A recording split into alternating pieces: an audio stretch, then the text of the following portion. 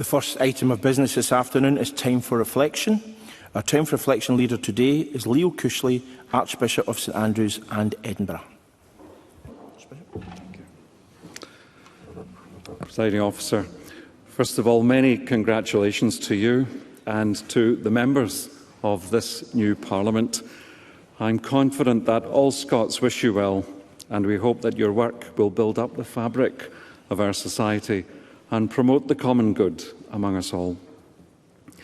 A long time ago, in a very different incarnation, I spent a lot of time going to meetings that required a lot of reading, a lot of speech-making in public, and a lot of taking important decisions and positions.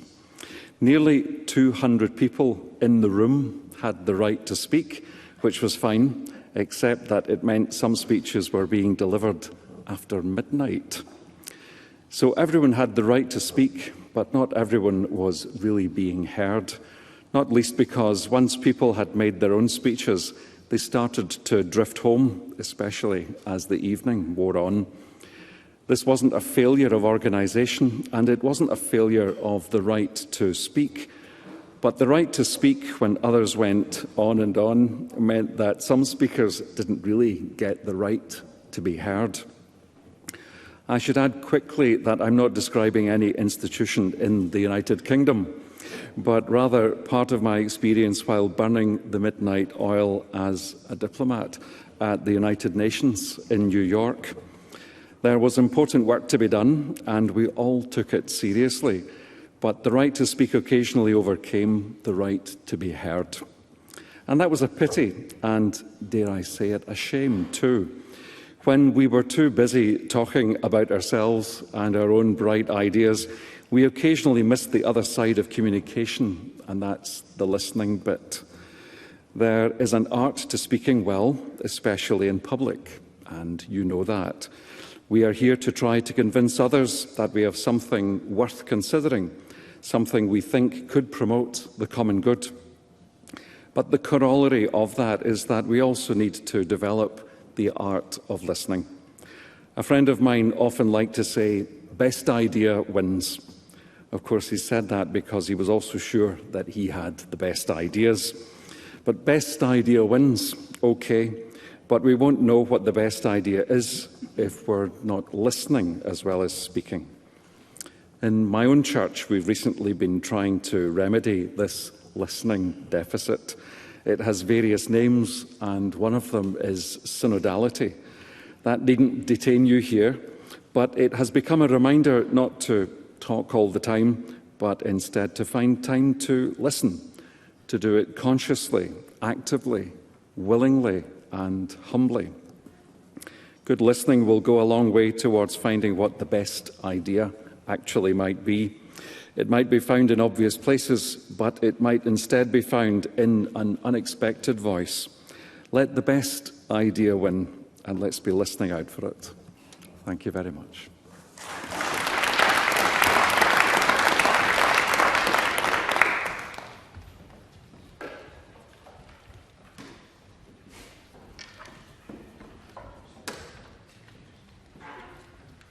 We now move to the next item of business, which is general questions. But before I take the first general question, I wish to clarify that, as in last session, members who have a general question also have a supplementary. Other members can also press their button should they wish to ask a supplementary to that particular general question. And just because you've been selected to ask a general question does not preclude you from asking a supplementary to another general question, or indeed a question to the First Minister later this afternoon. So, Colin Beattie.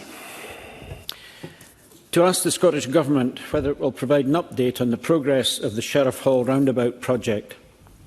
Cabinet Secretary Stephen Flynn. Thank you, Presiding Officer, and congratulations on your new role. It certainly suits you. The Scottish Government is committed to the promotion of improvements at the Sheriffhall Roundabout as part of a £300 million commitment to the Edinburgh and South East Scotland City Region deal. The Scottish Spending Review includes funding to continue to make progress in delivering these improvements, and the project is also included in the infrastructure delivery pipeline. The scheme remains subject to a statutory authorisation process, including the consideration of outstanding objections and the report of a public local inquiry. Now, I know that Colin Beattie MSP is eagerly awaiting conclusion of that process, and I want to assure him that work on this is continuing at pace. I am awaiting urgent advice from officials on this project, and I will provide a further update to Mr Beattie and others with an interest in this matter as soon as possible. If the scheme is ultimately authorised, the construction of the proposed scheme can commence thereafter, when a programme and timetable for the scheme's progress can also be set. Colin Beattie. I thank the Cabinet Secretary for his response. It's now almost 9 years since funding for this project was first announced, and my constituents are growing very concerned about the delay. Will the Minister outline what reassurance can be given to the people of Midlothian North on when the scheme is going to be delivered? Cabinet Secretary. Absolutely. Look, I'm new to this chamber, but I'm certainly not new to the challenges of traffic at the Sheriffhall Roundabout, the delays which have been experienced in relation to this project, the advocacy of Mr Beattie, which I think is reflected in the fact that he's been re-elected to this chamber on 4 separate occasions. And I share the frustration of individuals who have been impacted by the delays in this project, and they are keen to see progress made. But I would just remind colleagues that 2,770 objections were made. Some 1,200 pieces of information are there to be analysed. But the assurance I can give, notwithstanding the depth of that detail, is that we are very keen to make progress in this regard, and I'll try to come back to this chamber as soon as possible with further details from Mr Beattie and indeed others with an interest in this matter. Supplementary, Miles Briggs. Thank you, Presiding Officer. And it is incredibly frustrating what the Cabinet Secretary has had to say. I raised this before Parliament went into election. Former Transport Secretary said she was angry and frustrated that we did not see the opportunity for a decision to be taken. Now, for 10 years, I've been asking different Transport Secretaries to get on and take a decision. What timetable can we expect to see for the Transport Secretary to come back to Parliament before summer recess would be ideally? Cabinet Secretary. I would reiterate the points that I've already made, and I understand the frustration that Mr Briggs puts forward. I would just re-emphasise to him that there were 2,770 objections and over 1,200 pieces of evidence given to the public local inquiry. It is important that due process is followed. I'm sure he would agree with me in that regard, but I share his frustration and that of those who want to see progress made, and I commit to him that we will come back to this chamber as soon as possible to give further detail. Catherine Sangster. To ask the Scottish Government what actions are being taken to address wildfire risks and to ensure appropriate Excuse me, it was a supplementary to the question that was asked by Colin Beattie.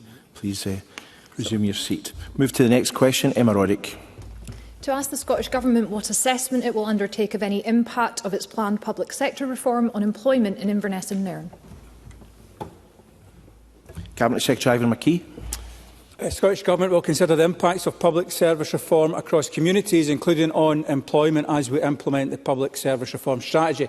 The strategy recognises that improving delivery will involve workforce changes, and impact assessments, including an equality impact assessment, will be undertaken as proposals are developed. We will work closely with partners, including staff and trade unions, to support redeployment, reskilling and transition where necessary, while empowering staff who know their roles and service users best to improve and better integrate services. We will continue to engage with partners, including in Inverness and Nairn, as this work progresses. Emma Roddick. I thank the Cabinet Secretary for that answer, but he'll appreciate there is great concern amongst employees of government and arm's-length organisations in the Highlands who often do incredibly valuable work ensuring that national policies and decisions work for us. Many comments that were made during and after the election campaign by various parties regarding the size of the current workforce and budgets. So will any public service reform keep in mind that Highlands and Islands Enterprise, the Land Commission, many other organisations headquartered in the Highlands add real value to our policy landscape and protect local jobs in Inverness and Nairn? Cabinet Secretary. We are committed to providing effective and efficient public services across the country, and this includes the Scottish Government's objective to support economic activity and employment across all regions, including rural and island areas. And as our public service landscape changes, we will work with all parties, including public bodies, service users and trade unions, to ensure a smooth transition. This will include, of course, organisations in the Highlands, Islands and across the rest of the country. Helen McDade. Thank you, Presiding Officer. To ask the Scottish Government what role it has in response to the incident of subsidence in Coalsnaughton, near Kirkcaldy, in which 30 houses have been evacuated, as was then. It's now in 97. Thank you. Cabinet Secretary Neil Gray. Thank you, Presiding Officer. I welcome and congratulate you on your new role. The safety of residents is my first priority in that regard. I was pleased to meet with the leader of Clackmannanshire Council and the local chief constituency MSP, Keith Brown, on Friday last week to ensure that immediate support is in place for those affected. Following that meeting, the Scottish Government continues to work directly with the Council and Resilience Partnership to coordinate response efforts, and ministers have also activated the Bellwyn scheme and stand ready to provide assistance. The Mine Remediation Authority, whose decision-making is crucial in a case like this, is leading site investigations, and we will work closely with them to ensure these decisions progress as quickly as possible so that clear next steps can be identified for residents who will be understandably concerned and upset by what has happened to their homes. Helen McDade. Thank you. I thank the Cabinet Secretary for the answer, and as has been acknowledged, that has moved on to 97 houses at the last count. I also went and met some of the residents, and it's good to know that that working closely is happening. I would wonder, due to the seriousness of the incident and the likelihood of lengthy disruption to residents, will the Government commit to establishing an emergency hardship fund? Thank you. Cabinet Secretary. Thank you, Presiding Officer. I congratulate Helen McDade on her election. I thank her for her questions. There are a number of steps that the Government has already taken to support both residents and Clackmannanshire Council in their immediate response. And can I take this opportunity to pay tribute to the immense effort that has gone in by Clackmannanshire Council staff, going above and beyond in order to support local residents. We've triggered the Bellwyn scheme. We are looking in Government to support the provision of additional support to Clackmannanshire Council with human resource support. We've also got neighbouring authorities providing assistance through local resilience partnerships. We are looking at potential support for geological surveying, and we're working with utility companies in order to support residents to ensure that they don't continue to be charged. I would also say that I am pursuing an immediate meeting with the MRA to ensure an immediate decision in terms of the mine workings having an impact or not, as well as looking to engage with the UK Government, given their responsibilities for the MRA as well. And I'm happy to keep both Helen McDade and the constituency MSP Keith Brown in touch. Supplementary, Mark Ruskell. This isn't the first time that residents have been evacuated short notice in Clackmannanshire. The RAC evacuations were badly handled by the council. Houses were boarded up, personal possessions were left to rot for months on end. I hope that lessons were learned from that incident about the need to address the trauma of the evacuees while at the same time protecting their personal safety. So can I ask the Cabinet Secretary what reassurances he has had that this evacuation will be handled more sensitively than the previous one? Cabinet Secretary. I welcome Mr Ruskell back to his place, congratulate him on his re-election. I hear that. That's part of what was discussed with the leader of Clackmannanshire Council and Keith Brown on Friday. I am confident that the local authority is doing all it can to provide that type of support. The greatest uncertainty facing residents, facing Clackmannanshire Council, is the decision-making around the Mining Remediation Authority, which will be critical in terms of the decisions going forward for insurers, for residents, for the Council and indeed for this Government. Responsibility for the MRA rests with the UK Government, which is why I am pursuing an urgent meeting both with the MRA and asking the UK Government to ensure that the fastest possible decision-making is taken in this case so that residents are able to get a clearer picture as to the situation. Jamie Langan. Thank you, Presiding Officer. Can I ask the Scottish Government if it believes in a market economy and the role of the price mechanism within the economy? Minister Tom Arthur. The Scottish Government supports a fair economy and recognises that already not all goods and services within the economy operate under an unregulated free market price basis. Prices are often regulated to affect wider externalities such as societal or environmental harms, or to ensure a fair market price for those industries or sectors with natural monopolies. Scotland faces a cost of living crisis disproportionately affecting vulnerable households and placing pressures on public services. Rising energy, food and housing costs have made it harder for people to maintain a reasonable standard of living. As a result, the Scottish Government is clear it will take action where necessary to help protect people and support those most impacted by the cost of living. Jamie Langan. Can I thank the Cabinet Secretary for his response? However, in light of the Government's conversion of price controls, can he confirm if my constituents in South Scotland, who work day in and day out to put food on our plates, will be allowed to keep the full value of their produce, or they have to settle for an arbitrary sum decided by the Government? Alas, you're only a minister. Tom. Well, I can thank the member for his supplementary. And he raises a very important issue, which is the well-being, welfare and the sustainability of those who provide the food that we put on our tables. And I would want to reassure the member and reassure Parliament, recognising the significant interest that has already been reflected in the number of written questions I have received, that I will be engaging thoroughly and comprehensive with all relevant stakeholders, and indeed my door, as it always is in these matters, is open to all members of Parliament for deep, considered and thoughtful discussion on this policy. Supplementary, Alan Brown. Thank you, Presiding Officer. Pre-election, the First Minister had a fantastic visit to see the farm operated by Cammy Wilson of the sheep game. Now, Cammy was also explaining eggs are an important strand of his farming business. So, similar to the previous question, just looking for assurance that while we tackle the cost of living, get affordable food in the supermarkets, farmers like Cammy will still receive a fair price for the produce he produces and won't be squeezed by the supermarkets. Minister. Well, can I thank Mr Brown for his question and again reiterating this important issue. I would just want to again be very clear that I want to ensure that we work constructively with all relevant stakeholders, recognising the nature of this policy and the importance of ensuring that we are able to achieve an effective implementation which realises the policy aims, which is about ensuring that the weekly shop is affordable. And I think that is something we would all agree on in the Chamber. And so to that end, I would welcome the constructive engagement of members to ensure that that policy outcome is what we can collectively achieve. Paul McLennan. Thank you, Presiding Officer. Does the Minister share my view that Government has a responsibility to ease the burden on households during a cost of living crisis? This includes targeted interventions when a broken Brexit economy places essential goods out of the reach of Scottish households, struggling under decades of Westminster austerity. Minister.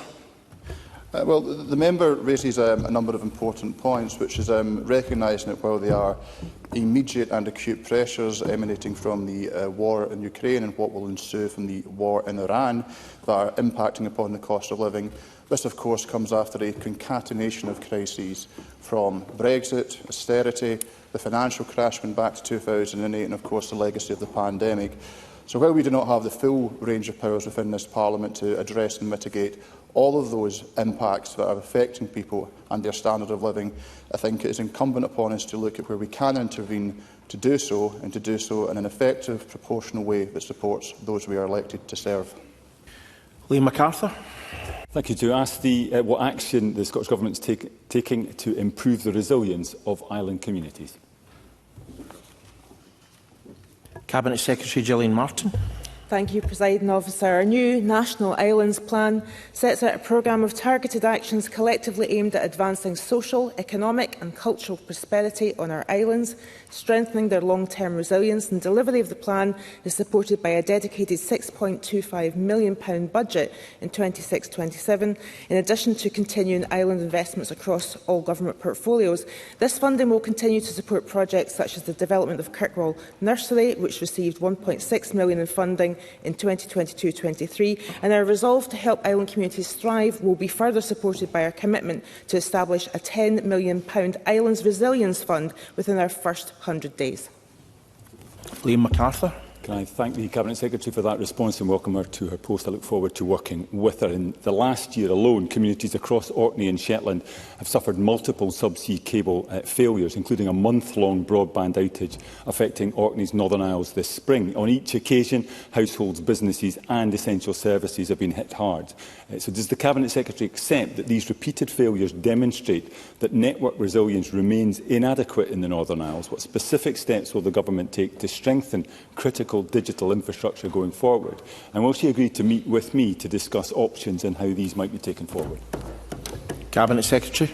I thank Colleen MacArthur for that supplementary question. And first of all, I want to say that I want to meet with Mr MacArthur and around not just this specific issue. I know that he was fiercely representing that in the last Parliament on this particular issue around the cable outages, but on every single area of my portfolio which affects Orkney. We have got Project Gigabit procurement to further extend gigabit-capable broadband coverage to over 13,000 eligible premises across Orkney and Shetland. But I note that also Mr MacArthur had been trying to get the provider to do more in that space as well, and I certainly will do what I can to augment his attempts to get a little bit better and quicker resolution to some of the issues that he's found, if he so wishes me to do so. Colette Stevenson. To ask the Scottish Government, in light of the reported extension of the administration process of East Kilbride Shopping Centre, whether it will provide an update on its discussions with local stakeholders. Minister Tom Arthur. Presiding Officer, the East Kilbride Shopping Centre is an important economic asset that serves its local community through its wide range of shops, restaurants, offices, hotels and leisure facilities.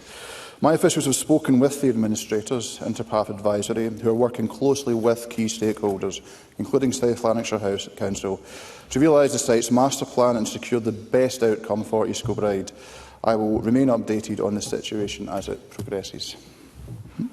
Colette Stevenson. I thank the Minister for that response. The impacts of this news on East Kilbride Master Plan and indeed the local economy of the town is worrying for many of my constituents. Can the Minister outline how the Scottish Government is working to support the retail economy, particularly in towns like East Kilbride, where there is a shopping centre rather than a high street, but also culture and affordable housing supply, given the links of these areas within the development plans? Minister. Well, can I thank Colette Stevenson for her supplementary and recognising her long-standing advocacy on behalf of her constituents in regard to this issue, and to reassure that the Scottish Government is committed to supporting the retail industry and will continue to engage directly with the sector to monitor the evolving impacts of the ongoing cost crisis, and we will continue to work with the strategic housing leads within South Lanarkshire Council to deliver on their priorities going forward. We also recognise that culture is important to Scotland's prosperity and national identity. We are offering a package of support to expand the reach and impact of cultural activities in communities. This includes funding the Cam Glen Buddies Leisure and Social Club within South Lanarkshire, giving adults with additional support needs the opportunity to produce their own films, for example. Max Bannerman. Thank you, Presiding Officer. To ask the Scottish Government whether its commitment to reform public services includes removing reported blockages and inefficiencies in delayed capital projects such as the A9 and A96 dualling to expedite their completion. Cabinet Secretary Stephen Flynn. The Scottish Government is committed to public service reform to ensure the delivery of excellent public services in a fiscally sustainable manner. The infrastructure delivery pipeline sets out investment plans for the next 4 years, and our work on public service reform will inform future updates. We have met all key targets since the A9 2023 delivery plan was published. Changes at this stage would increase disruption, reduce cost certainty and be at greater risk of delay than the published delivery plan. We also remain committed to dualling the A96, and we are already starting the dualling process from Inverness to Nairn. Max Bannerman. I thank the Cabinet Secretary for his answer and welcome him to his new post. Can I take this opportunity to pay tribute to my constituent, former MSP Fergus Ewing, for his steadfast work in holding this Government to account on this issue.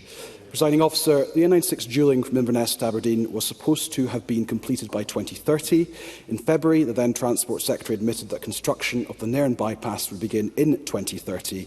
With new housing development and growing traffic, local residents frequently report it takes as long as an hour to drive the 2 miles of the A96 through Nairn. Does the Cabinet Secretary think that it is fair that local people should have to endure a worsening problem which should have been fixed by now? Cabinet Secretary. Thank you, Presiding Officer. I'm very familiar with the A96, given my own local geography, but I have to admire the brass neck of Max Bannerman to come to this chamber to lambast this government on delivery of the A9 and A96. When I read the Reform UK manifesto, and there was not one mention, a single mention of either of those projects. Perhaps that's why he came third in his constituency contest, less than half the votes of the Scottish National Party, because we are committed to both those projects. He can sit this one out, we'll get on and deliver. Laura Mitchell, supplementary. Thank you, Presiding Officer. It is, of course, wholly disingenuous to talk about delays to capital projects without talking about the financial pressures placed upon the Scottish Government by the fiscal and economic mismanagement at Westminster. So can I ask the Cabinet Secretary, what is your message, what is his message for my Murray constituents on behalf of this new SNP government who are eagerly awaiting the dualling of the A9 and the A96 and the benefits that these projects will deliver for my region? Cabinet Secretary. I thank Laura Mitchell for her question. My message is simple, and it's one which is unequivocal. We will deliver upon our manifesto commitments in relation to the A9. We will dual the A96. Work has already begun, and we will conclude it. David Green. Thank you, Presiding Officer, and can I welcome the Cabinet Secretary to his new role and wish him well.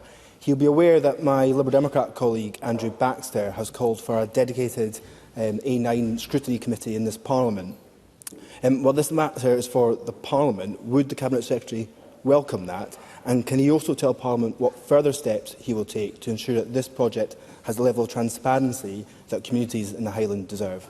Cabinet Secretary. I thank the member for his question, and I'm more than happy to meet with him to discuss both of those matters. In relation to scrutiny, I think we're evidencing scrutiny in action here right now in terms of this government's delivery and commitment to the A9, and we will continue to do that in this chamber to ensure that his constituents and people right across the Highlands know that they've got a government which is going to deliver upon its commitments to them. And Catherine Sangster. Thank you. To ask the Scottish Government what actions are being taken to address wildfire risks and to ensure appropriate resources given to the Scottish Fire and Rescue Service in light of last week's fire on Arthur's Seat in Edinburgh. Cabinet Secretary Neil Gray. So, thank you. I congratulate Catherine Sangster on her election. Her eagerness to get underway is well evident in this general question session. Can I start, Presiding Officer, by putting on record my thanks to the work of the Scottish Fire and Rescue Service dealing with the Arthur Seat grass fire so timiously. The Scottish Government Strategic Action Plan on Wildfires sets out a coordinated approach to preventing, preparing for and responding to wildfires. It includes actions to raise public awareness of wildfire risk, promote responsible outdoor behaviour and enhance danger assessments. We have seen widespread damage that wildfires can do, so it's crucial that everyone plays their part in acting responsibly, heeding those wildfire warnings and following advice when in the countryside to prevent fires from starting. Catherine Sangster. Thank you for that response. The Scottish Fire and Rescue Service will be meeting this month to decide on closures that will have impacts across Edinburgh and Lothian East regions. They are expected to push average local response times from the current 4 to 6 minutes to 6 to 8 minutes. So given the present risk of wildfires, can the public be sure that they are being made safe by these decisions? Cabinet Secretary.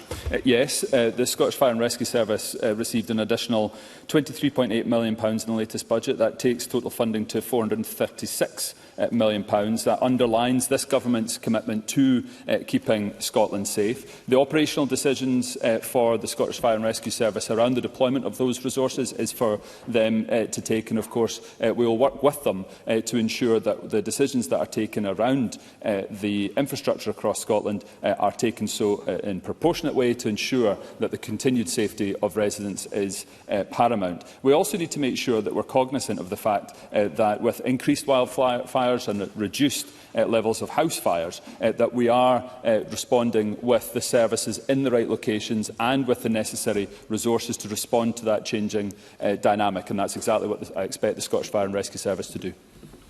That concludes general questions, and apologies to all those members who are unable to ask questions. I have to say that ministers were quite languid in some of their answers in the first half of that session, and so not everyone was able to be taken. We'll try and speed things up in the next session, and the reason why I think that's important is because we have had more questions for a First Minister's question session than ever before. In the history of this Parliament, I have been advised, so not everyone will be able to be taken. So, members who do wish to ask a question, please press their request to speak buttons now. And the first person to ask a question will be Jack Middleton.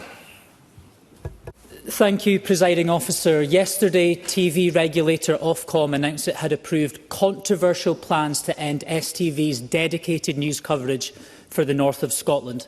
These plans are deeply unpopular and mean my constituents have lost a news institution that they've trusted for decades. Broadcasting matters are, of course, reserved to Westminster, but the Labour Media Minister, Ian Murray, has assured me he will not intervene on this very issue.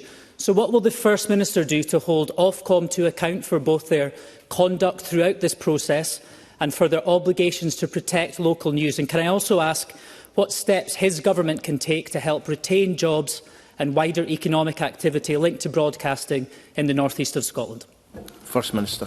Professor, I agree entirely with the concerns that have been expressed by Mr Middleton on behalf of his constituents, and I expressed in Parliament before the election the deep unease I felt about the diminution of the STV North News production capability and broadcast because of the importance of reflecting broadcast interests across the whole of Scotland. I have written to Ofcom and to STV to urge them once again to ensure that they are meeting their obligations to audiences and to dedicated journalists, and reiterate my opposition, my wholehearted opposition to the decision that Ofcom has made, which I think is ignorant of the needs and the circumstances of the north and the north east of Scotland. I know that Mr Middleton is meeting tomorrow with the Cabinet Secretary for Culture and the Minister for Business and Fair Work to establish some further actions that can be taken. I assure him the Government will do all that we can to support him in the efforts he has taken forward on behalf of his constituents and those of many other members in the north and north east of Scotland. Daniel Johnson. Thank you, Presiding Officer. The First Minister will be aware of Alan Milburn's interim report into young people not in education, employment or training. And while it does set out that Scotland is performing marginally better than the UK, the trend is in the same direction. Crucially, the proportion of young Scots who are neat and economically inactive has increased from 42% in 2016 to 60% in 2026, with more and more young Scots not looking for work at all. It highlights a growing structural gap between young people's skills and talents and the routes to employment. Despite this, the Scottish Government's apprenticeship starts have declined every year since 2021 and are down on 10 years ago. So does the First Minister agree with the broad analysis in the report, and what will he do to arrest and reverse the trend in modern apprenticeship starts? First Minister. I think there's a lot to, although Alan Milburn's report was focused on services in England, I recognise that there are lessons to be drawn from the conclusions that he has set out, and ensuring the maximum participation of young people in the labour market is obviously a priority of the Scottish Government. In terms of positive destinations from schools, which is an important measure that the Government assesses our performance in this respect, 95.7% of school leavers were in a positive destination 3 months after leaving school in 2024-25, which I think is an encouraging indicator of the pathways that are in place for young people. However, we must be very focused in supporting schools, in supporting young people in taking forward those positive pathways. The Government has a commitment to delivering 150,000 modern apprenticeships during this parliamentary term. We will pursue that approach. And obviously, if there's areas of common ground that we can work with Mr Johnson on, I know his long-standing interest in these questions, we are very happy to do so, because I want to see the maximum level of economic participation, because across a range of different sectors we face challenges in the availability of employees to contribute to our economy, and young people have a vital contribution to make. Hugh Manivannan. Thank you, Presiding Officer. First Minister, given that no rent control areas are likely to be designated until summer 2027 at the earliest, that rents have increased above inflation in Edinburgh and the Lothians East, and that the increasing cost of living and high interest rates will further squeeze renters who are already struggling, what interim protections will you put in place for private tenants, including mid-market rent, facing unaffordable rent increases while the rent condition assessment and designation process under the Scotland and the Housing Scotland Act will be completed? First Minister.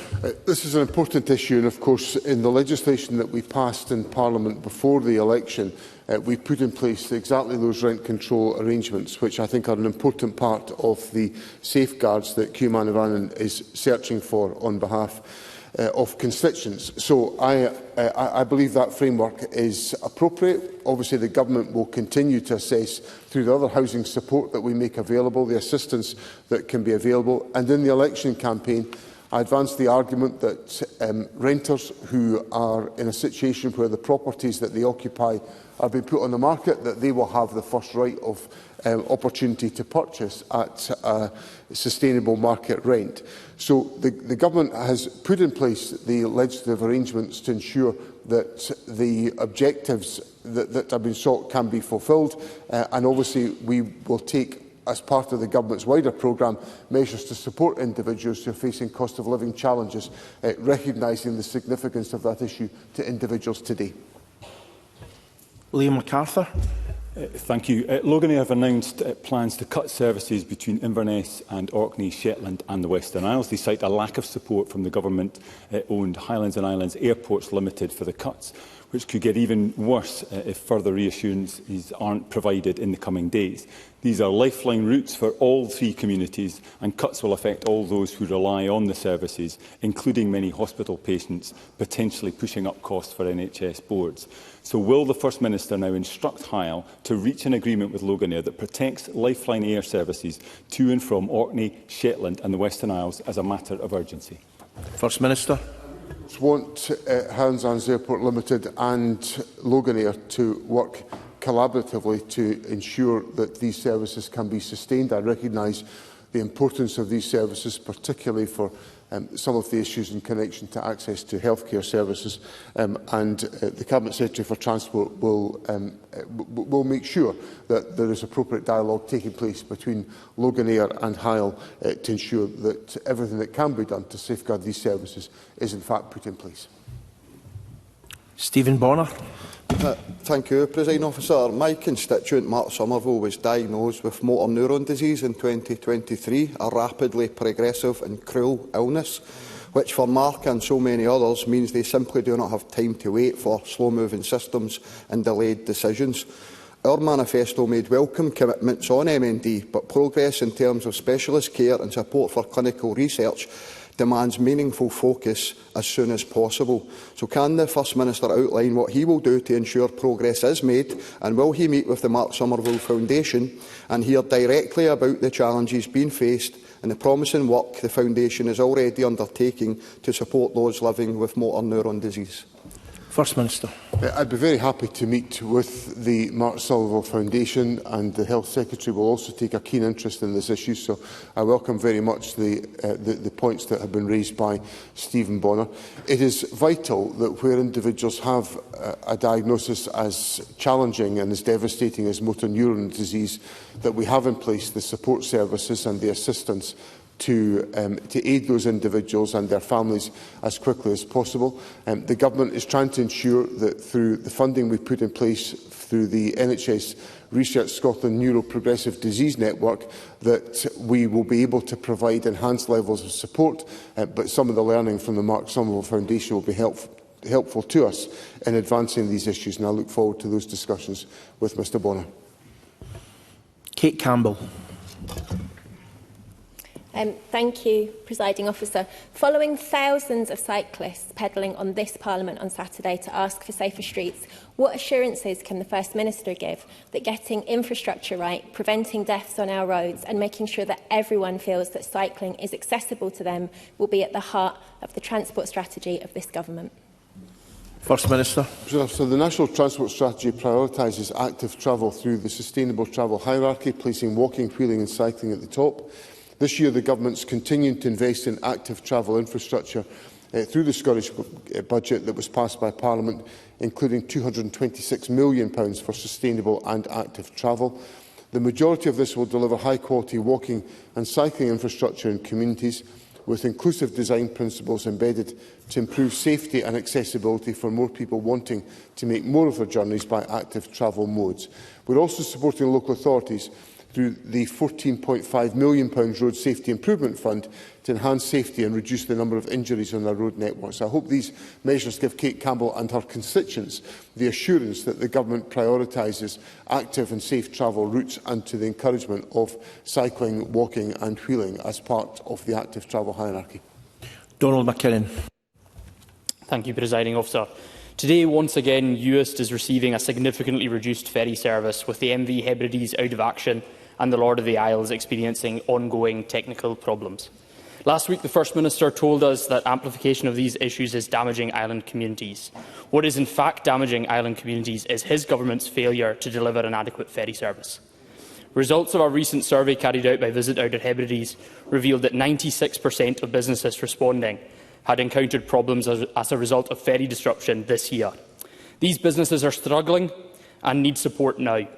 Will the First Minister tell me when the Island Business Resilience Fund will open and whether he will consider widening access to all affected island businesses? First Minister. Well, I recognise the importance of these issues, and I think, as Mr McKinnon will know, I'm pretty well versed in the issues and the challenges around the ferry network. When I answered the question last week, the indicators on the ferry service were very strong. Indeed, when I checked the Calmac service update shortly before I came into question time today, most routes are operating normally today, with the exception of the Uig Triangle, because of the problems, the mechanical problems with the MV Hebrides. And the MV Lord of the Isles is, of course, operating a service to Uig just now. It was yesterday, certainly.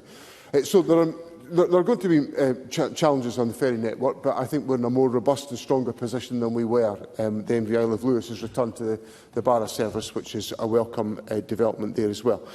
In relation to the Islands Fund, I confirmed to Parliament last week that this would be happening. The Government will take forward the eligibility criteria. We've delivered funds of this nature in the past, so we know exactly how that's got to be constructed. We have to make an assessment of where the patterns of disruption have taken their course. That was what we applied in previous cases. Now, obviously, there is an aspiration, I accept, for there to be compensation in all circumstances, but there has to be a recognition of scale of disruption as part of that assessment. And that's what the Government will engage on, and will announce shortly the details of how that fund will be taken forward and distributed. Alan Smith. Thank you, Presiding Officer. The First Minister, like me, represents a large area of rural Scotland where people are dependent on domestic heating oil because they're off-grid. Now, there's been some spectacular rises in the cost of that oil, and a lot of my constituents, and I'm sure a lot of our constituents, are deeply worried about that. I've written to the Competition and Markets Authority because I'm concerned about the operation of the market in heating oil. Does the First Minister share my concerns as we look towards a cold winter?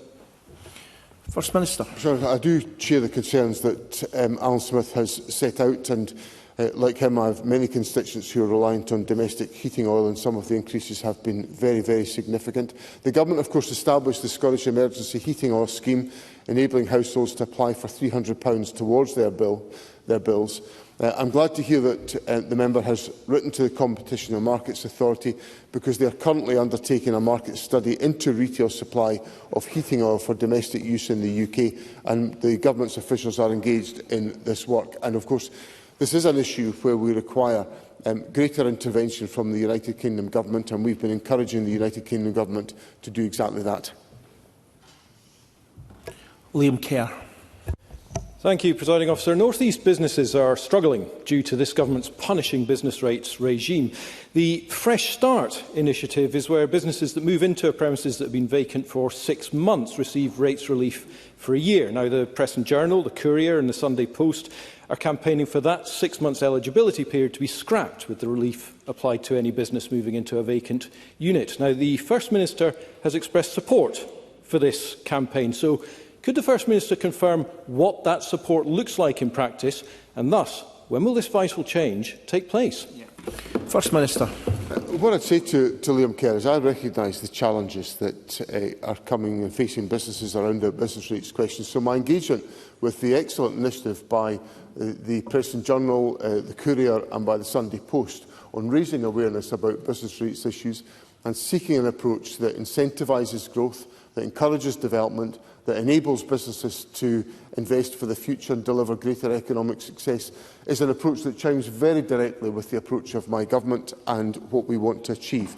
So I gave a commitment to the Press and Journal, the Courier and to the Sunday Post that I would look, as I gave to Sir Tom Hunter when I met him a couple of weeks ago to discuss issues in relation to economic development, that I would consider carefully what improvements the government could make as quickly as we possibly can do to make sure that businesses are given the support to enable them to continue to invest and not to have the issues arising out of business rates impeding their success and their growth within the economy. Willie Rennie.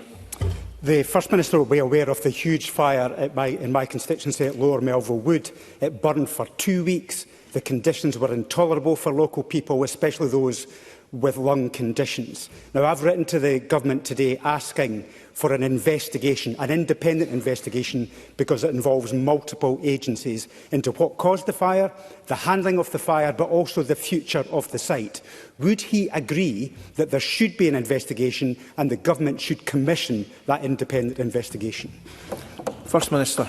I'm very sympathetic to the point that Mr Rennie raises, because I want to make sure his constituents are satisfied by the examination of these issues. I recognise the level of inconvenience that, and distress that was caused to members of the public as a consequence of this fire. Now, whether that requires to be an independent investigation is an issue that I'll have to consider in more detail. But I give Mr Rennie the assurance that we need to understand much more effectively the circumstances and causes of incidents of this type. I also think that some of these investigations take far too long, and that's an issue of concern to me, because we have to learn the lessons and change practice if it's necessary to be changed at a much swifter pace than we have been up until now. So if I take away those issues and consider, along with through the Justice Secretary, I'll consider these on my behalf and provide me with recommendations as to how we can properly address Mr Rennie's concerns and those of his constituents. Alex Kerr. Thank you, Presiding Officer. The latest release of the Peter Mandelson files has exposed several senior Scottish Labour politicians for maintaining a disturbing and often sycophantic relationship with Peter Mandelson, a man who, it was known, held a close relationship with convicted paedophile Jeffrey Epstein, and who remains a member of the House of Lords. What assessment has the First Minister made of these alarming relationships that have been exposed, and what discussion has the Scottish Government had with the UK Labour Government on the latest release of the deeply chilling Peter Mandelson files? First Minister. So we've not had dialogue with the UK Government on this question, but what I did do before the election was I authorised the Permanent Secretary to examine all of the issues of engagement between the Scottish Government and Peter Mandelson to satisfy ourselves that there had been no circumstances in which information that was material to the public interest in Scotland had been in any way jeopardised by the contact that had existed, or the contacts that existed around about Peter Mandelson. I was satisfied with the assessment that was made by the Permanent Secretary in this respect, but what I would assure Mr Kerr is that, notwithstanding these issues, the Scottish Government will always work to promote the interests of Scotland in the international community with the objectives of promoting our cultural interests and in securing investment for Scotland. Angela Ross. Thank you, Presiding Officer. First Minister. Parking meters came into force in North Berwick yesterday in my region, and local people are worried about what this will mean for the High Street and the local community, and also their livelihoods. The High Street literally went from a bustling hub on Sunday to quite an empty and desolate place on a Monday. It seems the state runs out of money and then it heads straight for the pockets of hard-working people. Does the First Minister accept that current funding framework is driving councils into difficult choices to make up shortfalls, and reform of funding should occur sooner rather than later? First Minister.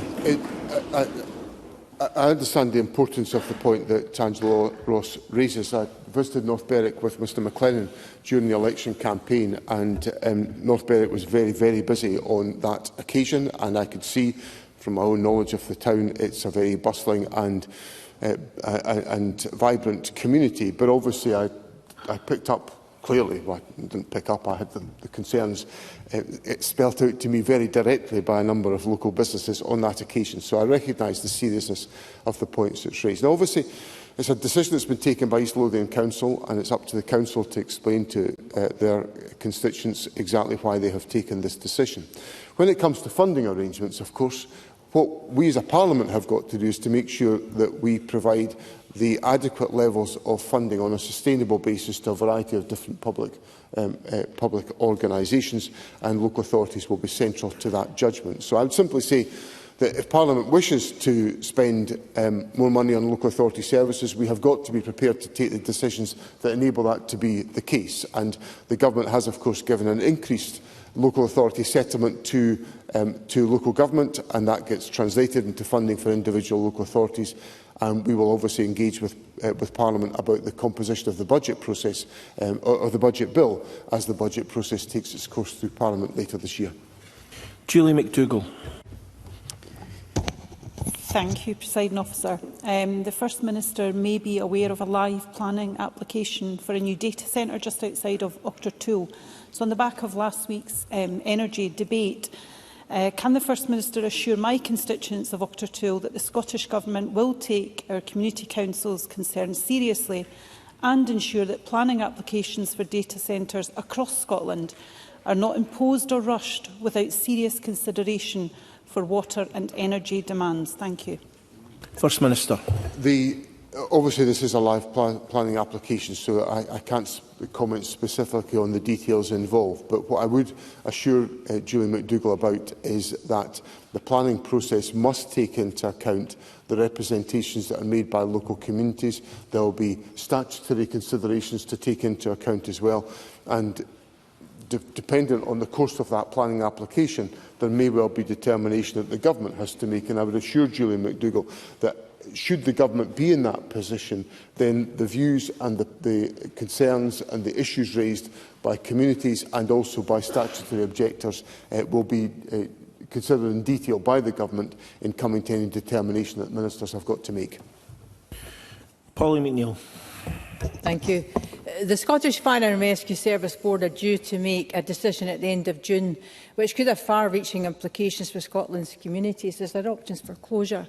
The Union Street fire in Glasgow, which we've discussed before, is a stark reminder of why the City of Glasgow needs a well-resourced fire service to save lives and protect businesses, but with a need for appropriate high-reach appliances.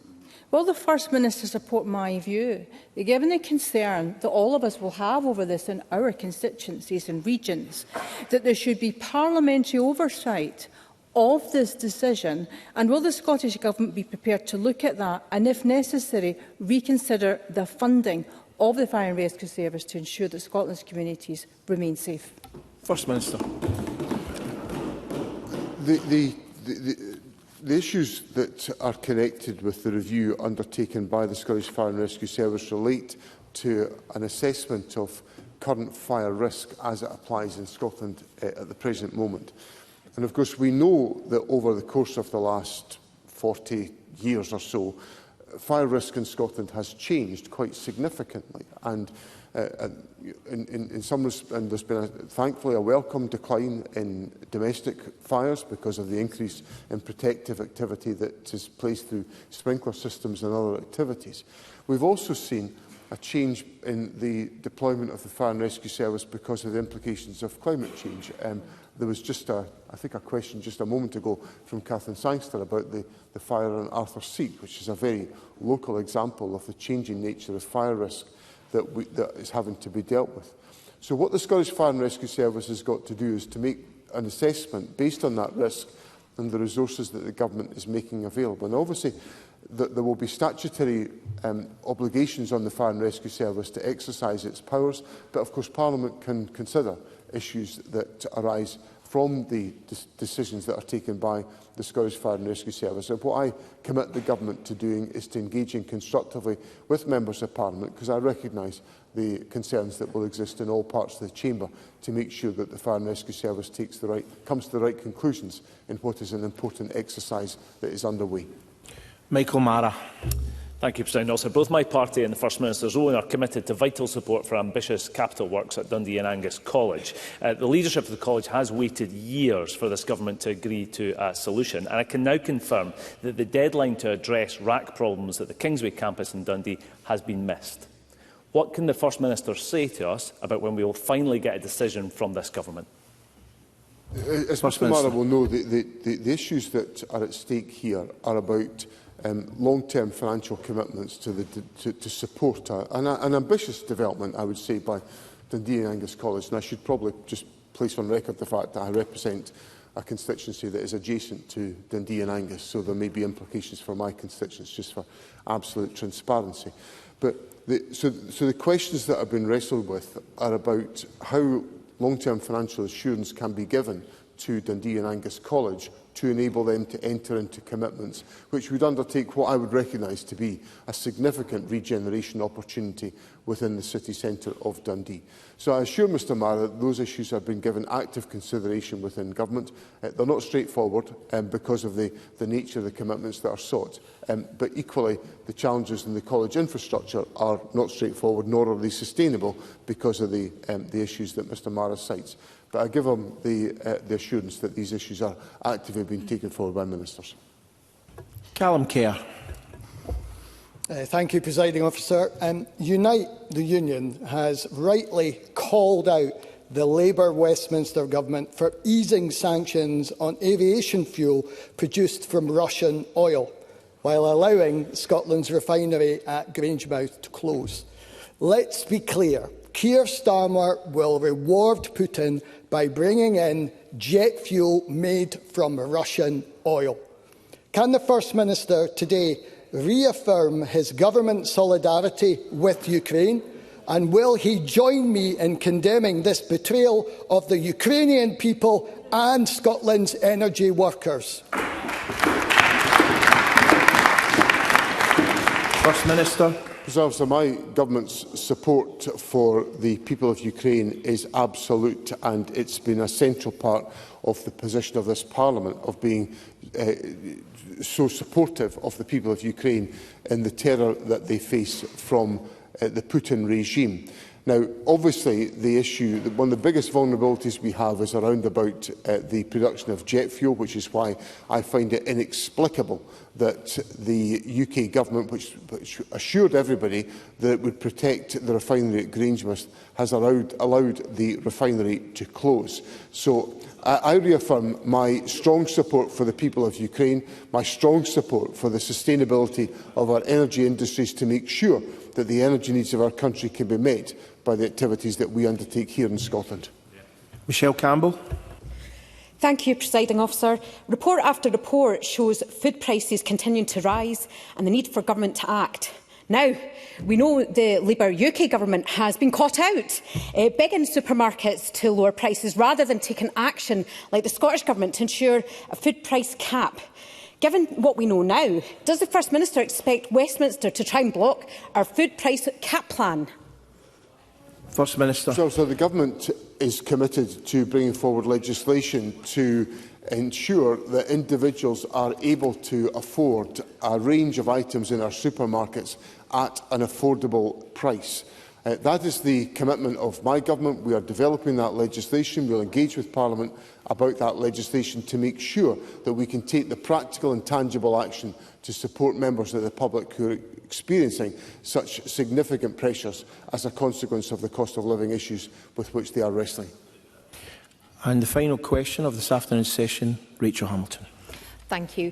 Over the weekend, the SNP's new Energy Minister said the Scottish Government's energy strategy may not be ready until the end of the year. This is a shocking dereliction of the duty of this SNP government. Oil and gas workers are losing their jobs now, and Aberdeen is suffering damaging anti-oil and net zero policies by Ed Miliband. Yet the SNP still has a presumption against oil and gas developments in the North East. Presiding Officer, what on earth will it take for this SNP government to wake up to the crisis in our oil and gas industry and support drilling now? First Minister. As I've explained to Parliament on a number of occasions, I explained it to Malcolm Offord in First Minister's questions last week, the Scottish Government's position is a position founded in the existing law of the United Kingdom, which is that if we are to take forward new developments, there has to be a climate compatibility assessment undertaken to ensure its compatibility with net zero. That is what the legal framework is of the United Kingdom today. And that's, as a government that operates within the law, that is exactly the position that we take. Now, I've also said that because of the very volatile situation that we now experience in the Middle East, issues of energy security need to be taken into account in the judgments that are formed. And of course, I've just answered a question from members about the issue in relation to jet fuel and the damage that's been done because of the closure of Grangemouth. That extends our energy vulnerability. So let me say to Rachel Hamilton that the Scottish Government has a very clear position which is set out in relation to oil and gas, which has been communicated by me on multiple occasions.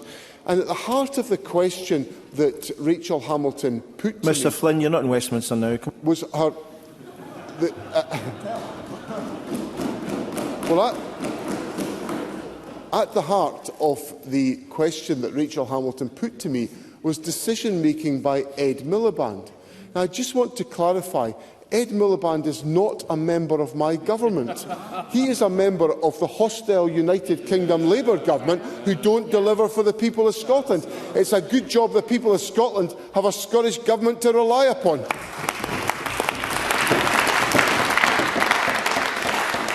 That concludes First Minister's questions. I apologise to the huge number of backbenchers who we couldn't call.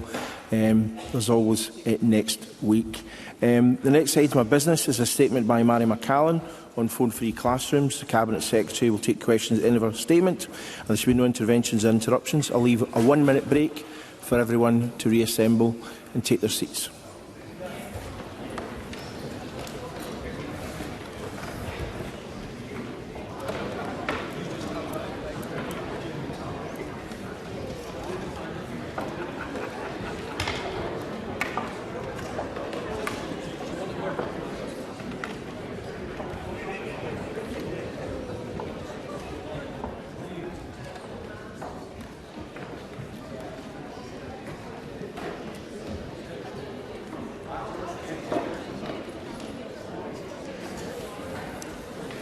Our next item of business is a statement by Mary McCallan on the phone-free classrooms. The Cabinet Secretary will take questions at the end of her statement, so there should be no interventions or interruptions. So I call Mary McCallan. Thank you, Presiding Officer. My priority, Presiding Officer, is to ensure that our school environments support pupils to thrive and to reach their full potential. There is no doubt that new and evolving technologies can provide opportunities for learning and for communication. However, they also bring the risk of a spectrum of harm. We need to recognise the negative impact of mobile phones and screen time and, frankly, protect our children and young people from that. That is why now is the time for phone-free learning environments. Presiding Officer, I'm pleased that there is cross-party consensus on this issue and that we can work together on it. We owe it to our pupils and to our teachers to do so and to create an environment which is conducive to learning and to teaching. This Government has already been clear that any school or education authority that wishes to introduce restrictions on mobile phones in their classrooms or across the school estate has Ministers' full support. This is the position in our national guidance, introduced in 2024 in response to the Behaviour in Scottish Schools research of 2023, which highlighted the disruption that mobile phones were causing in our classrooms. Since we introduced this guidance, many schools and education authorities have acted to restrict the use of mobile phones, and I welcome that. But there is too much variability. We have listened carefully to the calls from parents, carers and teachers to ensure greater consistency across the country to support children's learning and their development. We continue to hear concerns about classroom disruption, where restrictions are absent, and wider impacts on pupils' well-being from excessive screen time, exposure to harmful online content and the effects of online bullying. Presiding Officer, that's why we will shortly publish a consultation on legislation to make our learning environments phone-free, meeting our commitment to do so in the first 100 days of this government. Last week, in one of my first visits to a school as Education Secretary, I visited James Gillespie's High School, where I met with staff and with young people to discuss their mobile phone policy. The school has a very clear policy of no phones on school grounds during school hours.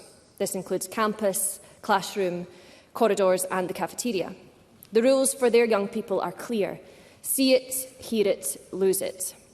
The staff and the young people with whom I spoke to separately, they highlighted the benefits to me, including fewer distractions during class, reduced conflict between pupils and between staff and pupils, and more interaction between peers. The young people with whom, as I say, I spoke separately, they simply reflected to me how much they welcomed the break from the otherwise addictive apps and content. I want to hear more from pupils through our consultation. Scotland has been a pioneer in the advancement of rights of children and young people, and it's vital that their views be front and centre in the decisions that we take.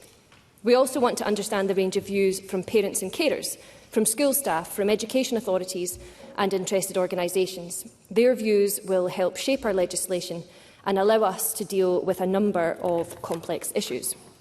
For example, as our current guidance makes clear, there will be occasions where exemptions are required, such as where young people use their phones to monitor medical conditions, or for young carers who need to maintain contact with home.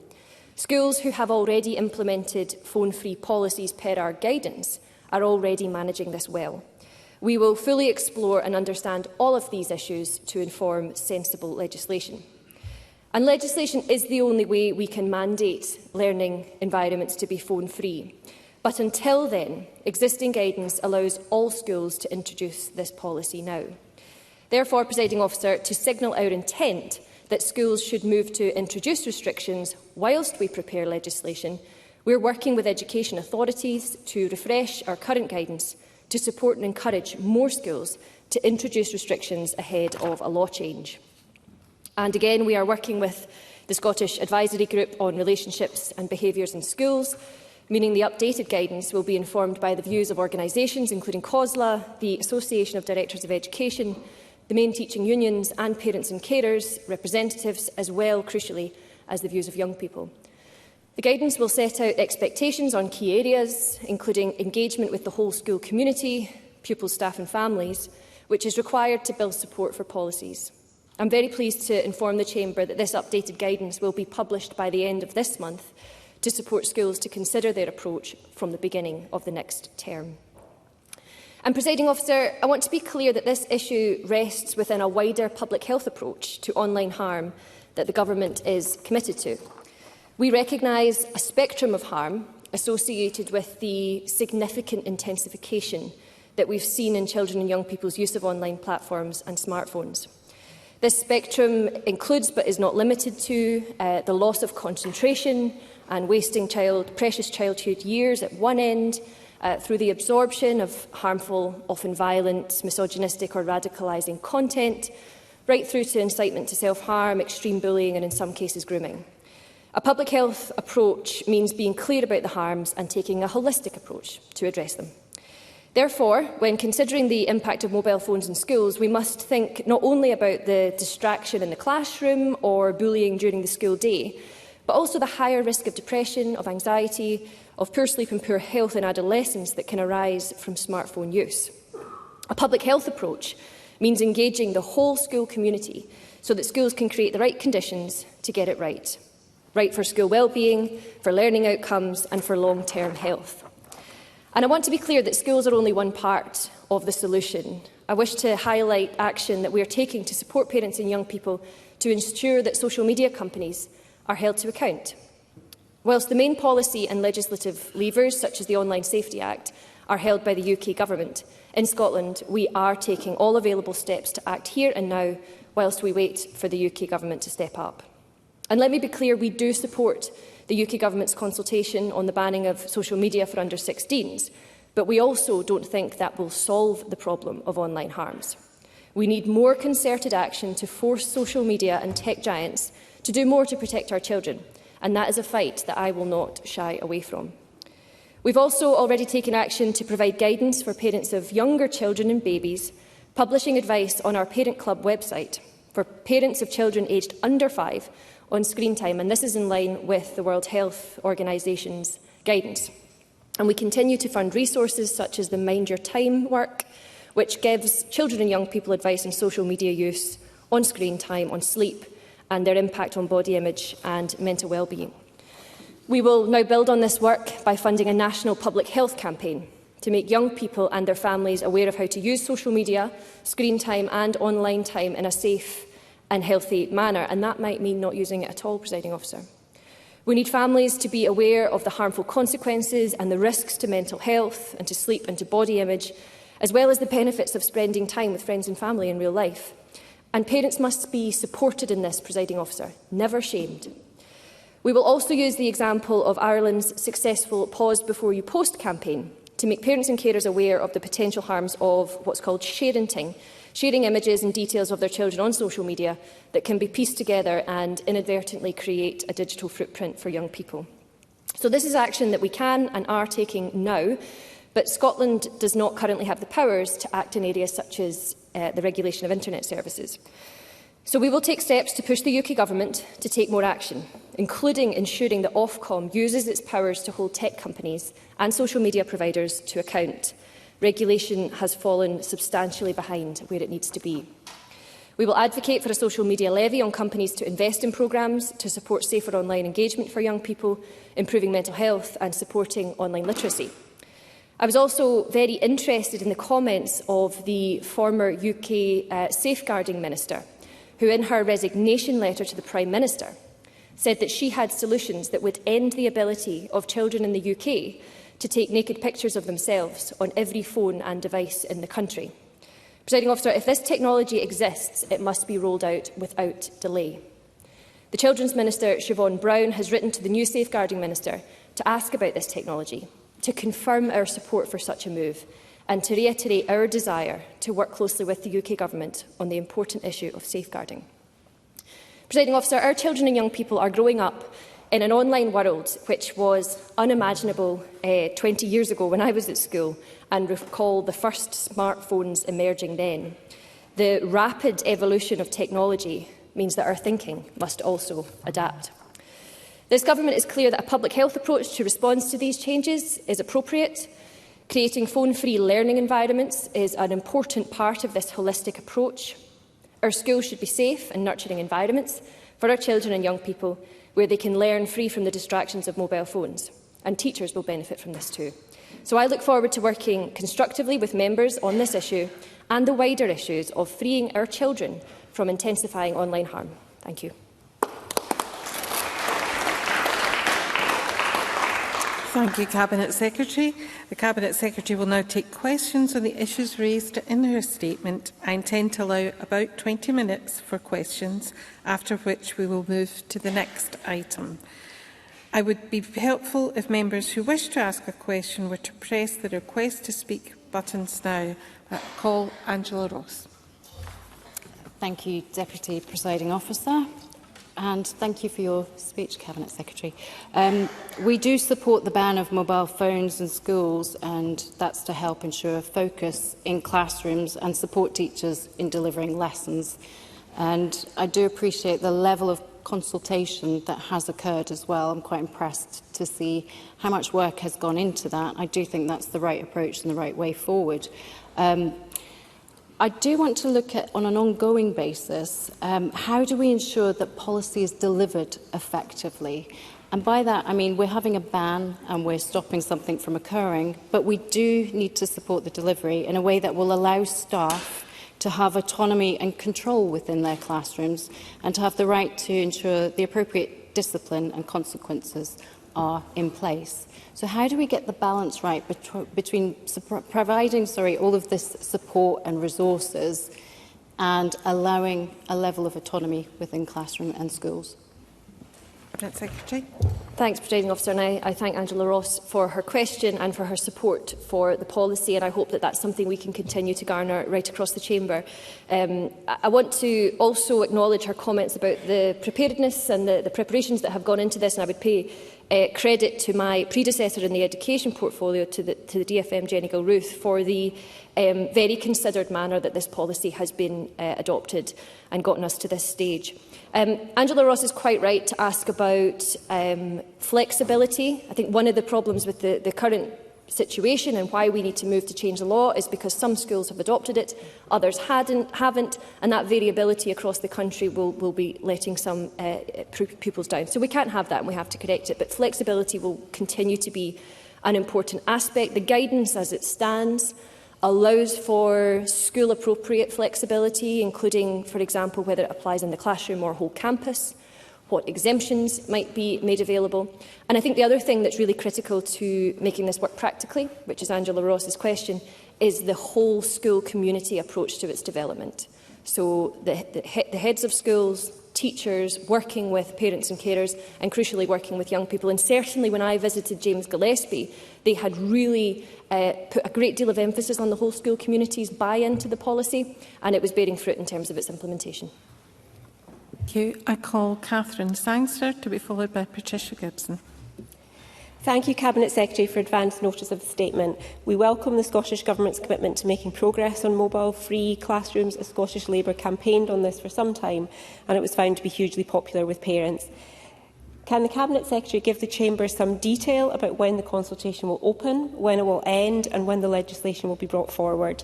It was really positive to hear about your visit to James Gillespie High School and your keenness that schools roll this out now, but what support and guidance will be given to head teachers who wish to remove phones from classrooms when perhaps they face obstacles, or how do we ensure that we're sharing best practice? Thank you. Cabinet Secretary. Thanks, Presiding Officer, and I thank Catherine Sangster for her question. I would reflect a similar experience. She mentioned having spoken with a number of parents who are keen to see this carefully developed policy move to the next stage and move to a nationwide position. I've also had that experience. Most teachers that I spoke with in a constituency capacity prior to coming into this role also reflected that desire for a central position, and that's what the Government is now moving to deliver. She's right to ask about timelines. In the first 100 days of this Government, we have committed to both opening the consultation on the legislation and publishing the updated guidance, which we are encouraging schools to adopt now in advance of the change of the law. I call Patricia Gibson to be followed by David Kirkwood. Thank you, Deputy Presiding Officer. I welcome the Cabinet Secretary's statement as a former English teacher of 25 years' experience. I have front-line experience of how disruptive and distracting mobile phones in classrooms can be to the teaching and learning process, as well as causing a whole range of harms to which the Cabinet Secretary has alluded. And many teachers have longed for a statutory ban to be put in place and will also welcome these measures. But can the Cabinet Secretary tell us what powers and support she envisages schools will be able to access in enforcing a ban on phones in classrooms, especially in view of the fact that there could well be some parental pushback beyond any exemptions in place, as has been reported recently in some parts of the country where schools have tried to enforce these bans? Cabinet Secretary. I thank Patricia Gibson for her question, and it's not at all daunting to have a former teacher both sitting next to me and over my shoulder. But it helps to stress the point of how much I am hoping that we can deliver this change in the law in a way that takes on the views of the teaching profession, parliamentarians across the chamber, parents and carers, and of course our teaching unions and local authorities.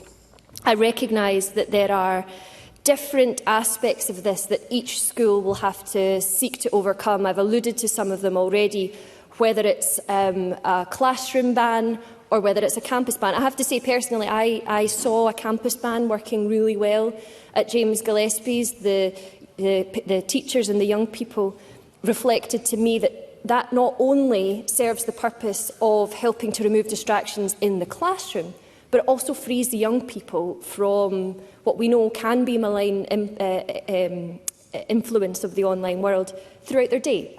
And some of the young people reflected to me that because it had been off in their bag, increasingly when they were going home, they weren't turning it back on as quickly as they might have before. So again, sort of breaking that, the addictiveness that we know tech companies build into many of their platforms. So I suppose in response to Patricia Gibson, flexibility will be built in.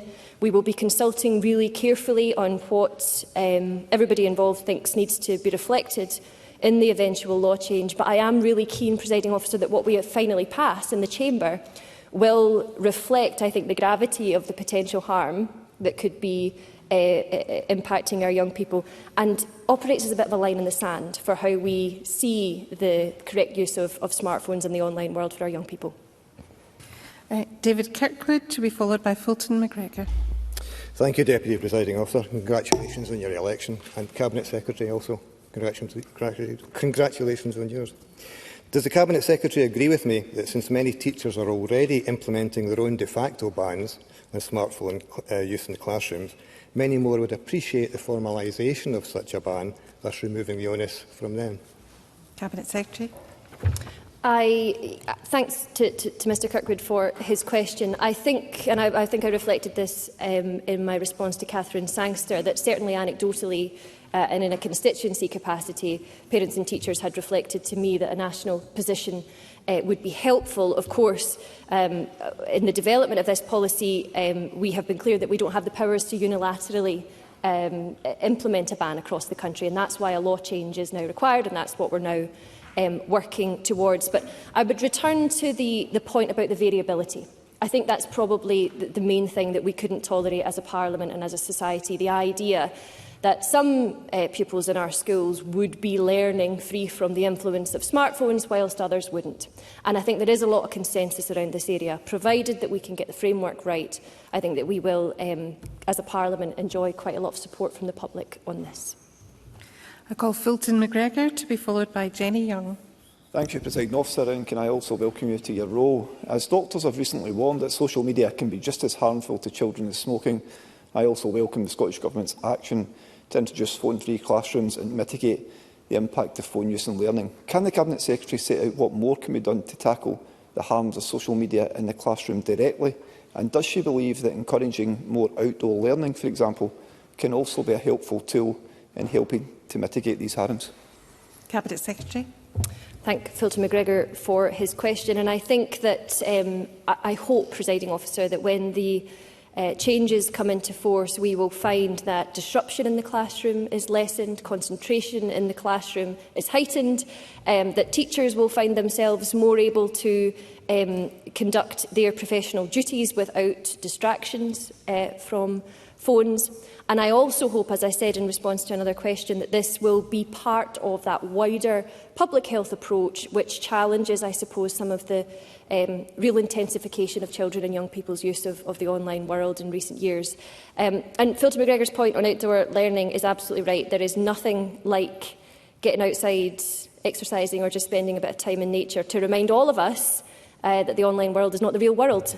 And there is a real world out there, and it's to be enjoyed. Jenny Young, to be followed by Don Black. Can I thank the Cabinet Secretary for advance out of her statement today? I'm very glad the SNP have shifted their position on this issue. As a former French teacher myself, I know the huge level of disruption and distraction that phones can bring into our classrooms. But I also know that my former colleagues are under immense pressure with rising violence in schools and an ever-increasing workload. So what assurances can the Cabinet Secretary give that teachers will be properly able to contribute to the consultation without piling ever more duties on our overworked teachers? Cabinet Secretary. Thank you, Presiding Officer. And I would want to assure Jenny Young, first of all, to thank her for her insights, and I'll add her to being another teacher whose input I'll look forward to getting in this role. But I would want to assure her that the the views of teachers are absolutely central to how we develop this, and I've listed the range of stakeholders that we already have been working with on the development of the guidance, and that we will continue to work with as we develop the legislation. Look, violence in our classroom is something which I and the government is concerned with, and I want to work with. I'm attending the EIS AGM on Thursday in Dundee, and I expect to discuss this with them then. I've no doubt that really bold policy changes like this can have a big impact on the question of behaviour in the classroom. Again, not just because of that disruptive tendency of phones, but because of what we know our young people are absorbing when they're online on a really repetitive and addictive basis. If I have time, Presiding Officer, I would just reflect that people have been talking to me about starting social media accounts with a completely blank canvas, and very quickly the algorithm is sending them countless images of young boys engaging in violence and highly sexualised content of girls. So that's what we're dealing with here, and we need to arrest that. Don Black, to be followed by Kayleigh Kinross-O'Neill. Thank you, Presiding Officer. Introducing phone-free classrooms will provide greater consistency across Scotland, but can the Cabinet Secretary speak further on what exemptions might be made within the national ban, particularly for pupils with additional support needs, disabilities, medical conditions or caring responsibilities where they need access to technology? Thank you. Cabinet Secretary. Thanks, Presiding Officer. And yes, in response to Don Black's question, I'm very pleased to, again, that guidance that my colleague, the former Education Secretary, developed had exemptions at its heart. It is essentially a strong statement of intent, but with those exemptions to take into account the instances where they'll be needed. They are explicitly in the guidance: medical exemptions, exemptions for young carers. There's also an exemption for staff-led learning activity on digital devices, and I'll be discussing the extent to which they'll need to be carried forward and reflected in the legislation. And again, reading the James Gillespie policy that they had produced, it was very clear, very concise, and it had explicitly within it that exemptions would be considered on a case-by-case basis. I call Kayleigh Kinross-O'Neill, and a final question from Marie McNair to follow. Thank you very much. The Cabinet Secretary has outlined existing guidance which gives schools the power to ban the use of mobile phones with the government's support. While we look forward to reading the proposed bill, we believe the emphasis should first be on placing trust and resourcing teachers to do what is best for their own classrooms, and ensuring that guidance is implemented as uniformly as possible. Could the Cabinet Secretary please outline how children and young people from across the country will be effectively and meaningfully consulted with beforehand, especially those, as has already been mentioned, those with additional support needs? Thank you. Secretary. Thank you, Presiding Officer, and I thank Kayleigh Kinross-McNeill for her question. I would begin by saying that trust is absolutely vital, and we absolutely trust our school leaders and our teachers to lead this. That's why the Deputy First Minister's guidance put them front and centre of this and put our support behind them. But support is also vital, and as I've reflected, we are hearing calls for increased national support that will now be provided.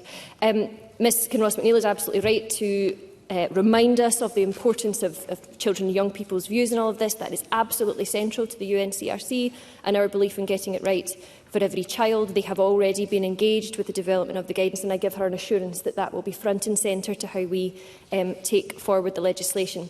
I think it's also worth saying, however, Presiding Officer, that as adults in society, we also have an obligation to act when we believe that something is harming our children. Thank you. I call Marie McNair, and we actually do have a bit more time, so that's to be followed by Megan Gallagher. Thank you, Presiding Officer, and can I take this opportunity to welcome you to your place and also congratulate the Cabinet Secretary on her new appointment. The vast majority of Scotland's pupils are hard-working and well-behaved, but we must also acknowledge concerns about the antisocial behaviour occurring in our schools. Can the Cabinet Secretary advise how introducing phone-free classrooms can contribute to the efforts in promoting positive relationships and behaviours supported by the Relationships and Behaviour in Schools National Action Plan? Cabinet Secretary. Presiding Officer, I would reflect to Marie McNair, whose question I associate myself with, that I was speaking to a guidance teacher recently who said to me that almost exclusively she begins her mornings dealing with emotional upset or turmoil in either one or a number of young people's lives from something that's emanated from the online world, whether that's communications between pupils or something that they've seen and can't get out of their heads. So I think we all just need to reflect on the fact that this situation has really intensified very quickly. Technology is ever evolving and we will have to be really nimble as we seek to grapple with it. And we should take clear but always proportionate responses to these issues, and empowering young people, empowering parents and carers, and supporting our teachers and our head teachers to implement what's right for their schools. Colin Gallagher. Thank you, Presiding Officer. We're all aware of the negative impact that mobile phones can have on young people, from bullying to disruption and violence in our classrooms. And of course, the Scottish Conservatives have been calling for a ban on mobile phones in classrooms for quite some time. So does the Cabinet Secretary accept that teachers, parents and pupils have waited long enough for this action? And does she understand that some might feel frustrated that instead of acting now, today we have yet another consultation that could be kicking the can down the road? Cabinet Secretary. Well, I would just reflect to Megan Gallagher that the law in Scotland is as it stands, and the government's position has long been that we can't unilaterally make implement the policy nationwide without a change in the law. And as has, I think, been reflected, the development of guidance, the co-development of guidance that's gotten us to this point has been a really helpful preparation for the next step that we will take together. And I would also say, in response to Megan Gallagher, she is absolutely right to highlight the difficulties and the potential harms of the online world, as I have. We also need to remember that navigating the online world can provide communities for certain young people, can be an outlet for their needs in life, but they won't be able to navigate it well and get the benefit from those areas unless we help to protect them from the harms, which is exactly what we'll do. I call Willie Rennie. Legislation to control the use of mobile phones in schools is certainly a welcome step, but can I ask the Cabinet Secretary to look further at the use of digital devices within schools?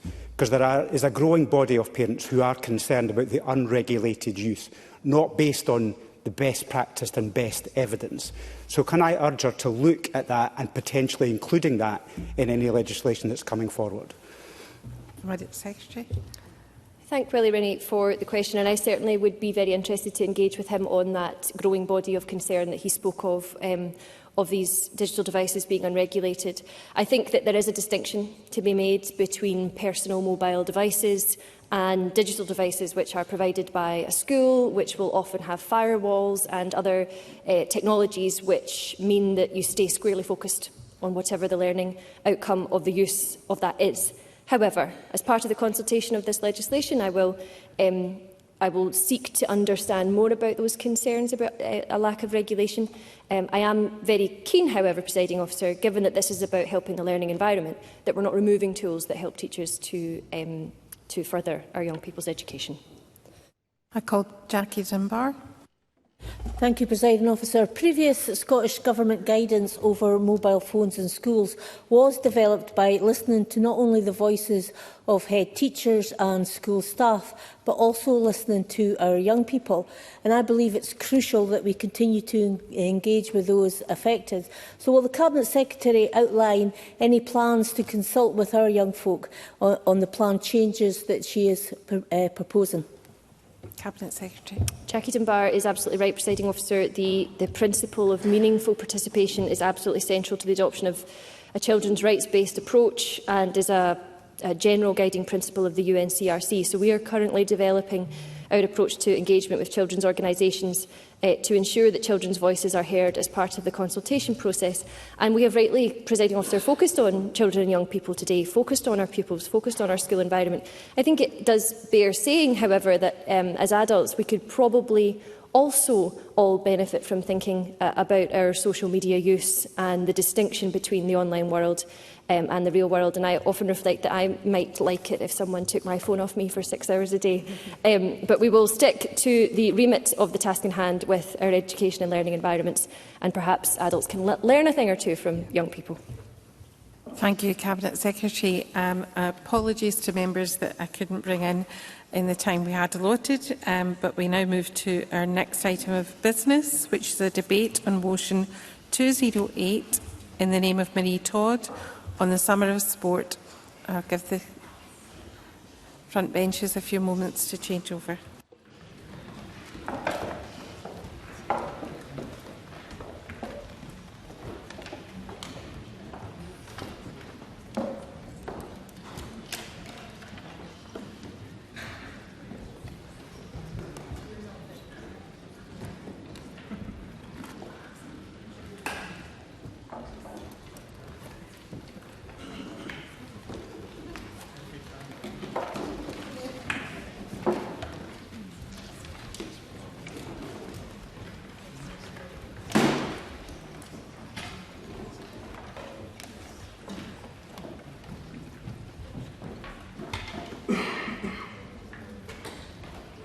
Marie Todd. Tapalaith of Agariali. Thank you, Presiding Officer. Presiding Officer, I am pleased to open this debate on Scotland's Summer of Sport and do so as my first debate since being reappointed as Minister for Sport. On the note of first, this is the first time I've spoken in the Chamber since being elected, so I want to thank the people of the Highlands and Islands for electing me, and I wish the very best of luck to my successor, David Green, in Caithness, Sutherland and Ross. Many members will be aware that I have had the privilege of serving in the role of Sports Minister since 2021. And during that time, I have seen at close hand the profound and positive difference that sport and physical activity can make to people's lives across Scotland. Sport improves physical and mental health. It strengthens communities. It boosts resilience and confidence, enriches lives and opens doors to new opportunities. That's why sport and physical activity play such a central role in our population health framework and our wider ambition to reduce health inequalities across Scotland. Introducing young people to regular, enjoyable physical activity at an early stage significantly increases the likelihood that they'll remain active throughout their lives. And it's during these formative years that we nurture physical confidence, develop fundamental skills and foster a lifelong appreciation for movement.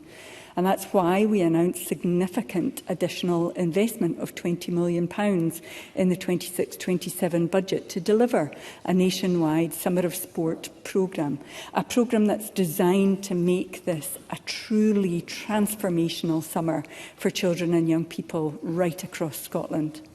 The Deputy First Minister officially launched the Summer of Sport programme on Monday the 25th of May at Pollock United Football Club, a glorious sunny day full of energy with young people inspired not just by the activities on offer, but by a visit from Scotland and Hearts goalkeeper Craig Gordon. That event captured exactly what this programme is about: inspiration, opportunity and inclusion, because this is a landmark summer for Scotland. I'll take your intervention. Rachel Hamilton. Taking the intervention. The point she's making about inclusion is really important because in rural areas, kids at school can't get the bus transport to get to the activities and the events and the pools and the assets. What more can the Scottish Government do to support the local authorities to ensure that they do become inclusive for everyone? Minister. So I'll come on to some of the Summer of Sport activities that are particularly targeted at rural areas, because representing a rural area myself, I recognise that challenge. In terms of the bus travel, of course, we're piloting the £2 bus fare cap in the Highlands and Islands, and it's been transformative. And we've seen an increase in the number of bus routes that are participating. So once that's rolled out all over Scotland, I think that will make a significant difference to the opportunities that young people have. And of course, that's one of the very good reasons to support it. Now, this summer, we have our men's national football team competing at the FIFA World Cup for the first time in 28 years. And we have the Commonwealth Games returning to Glasgow. Now, alongside that, Scotland's women's teams from cricket to hockey are also competing on the world stage and providing inspiration for the next generation. We've made a clear choice as a government that inspiration must not be passive. It must translate into real opportunity. Opportunity for every child in Scotland, regardless of their background or circumstance. However, we know that for too many children and young people, that opportunity does not yet exist or is out of reach. And we know the barriers that they face: cost, transport, lack of confidence, and in some cases feeling that sport is just not for them. That's why we've worked collaboratively with Sport Scotland and partners to design a programme that directly addresses those barriers. Now, at its heart, Summer of Sport programme will deliver free, targeted or low-cost opportunities for children and young people to get active, to try something new and to stay active. It's a programme that's deliberately inclusive, designed to reach those who are currently underrepresented in sport, particularly children experiencing poverty, those living in remote and rural areas, disabled children, or those not currently engaged in physical activity. The overarching Summer of Sport Fund is twofold. The majority of funding has been allocated directly to all 32 local authorities. In addition, £1.75 million has been made available to Scottish Government bodies of sport, national partners and national organisations who have applied through an open competitive process. The model ensures both universal reach and targeted impact, and it recognises that while national leadership is important, the real strength of Scottish sport lies in our communities and in the partnerships that bring activity to life on the ground. I certainly will. That point, the Minister might be aware that next week many young people across Scotland will be taking part in the World Cup Day of Dance, including Holtman Primary School in my constituency. The initiative is inspired by the Men's World Cup success and promotes and celebrates Scottish country dance. Does she agree with me that we should do all we can to support participation in and celebration of Scottish country dance in our schools? Minister. Absolutely. So it wasn't until I travelled to France as Sports Minister that I realised that only in Scotland do we learn these country dances which we carry through our lives and use at every opportunity of celebration. Uniquely in Scotland, I think it's a fantastic thing and a great way to celebrate. And I come from a community that absolutely loves to have an Arcadian strip the willow right along our front street, which is now a beautiful promenade thanks to Scottish Government funding. Now, across the country, local authorities, leisure trusts, active schools networks, clubs and the third sector are working together to develop plans that reflect local need. Those plans include universal discounts and free access to programmes, targeted activity for priority groups, including children living in poverty, those with additional support needs, young carers and care experienced people, increased capacity and subsidised access.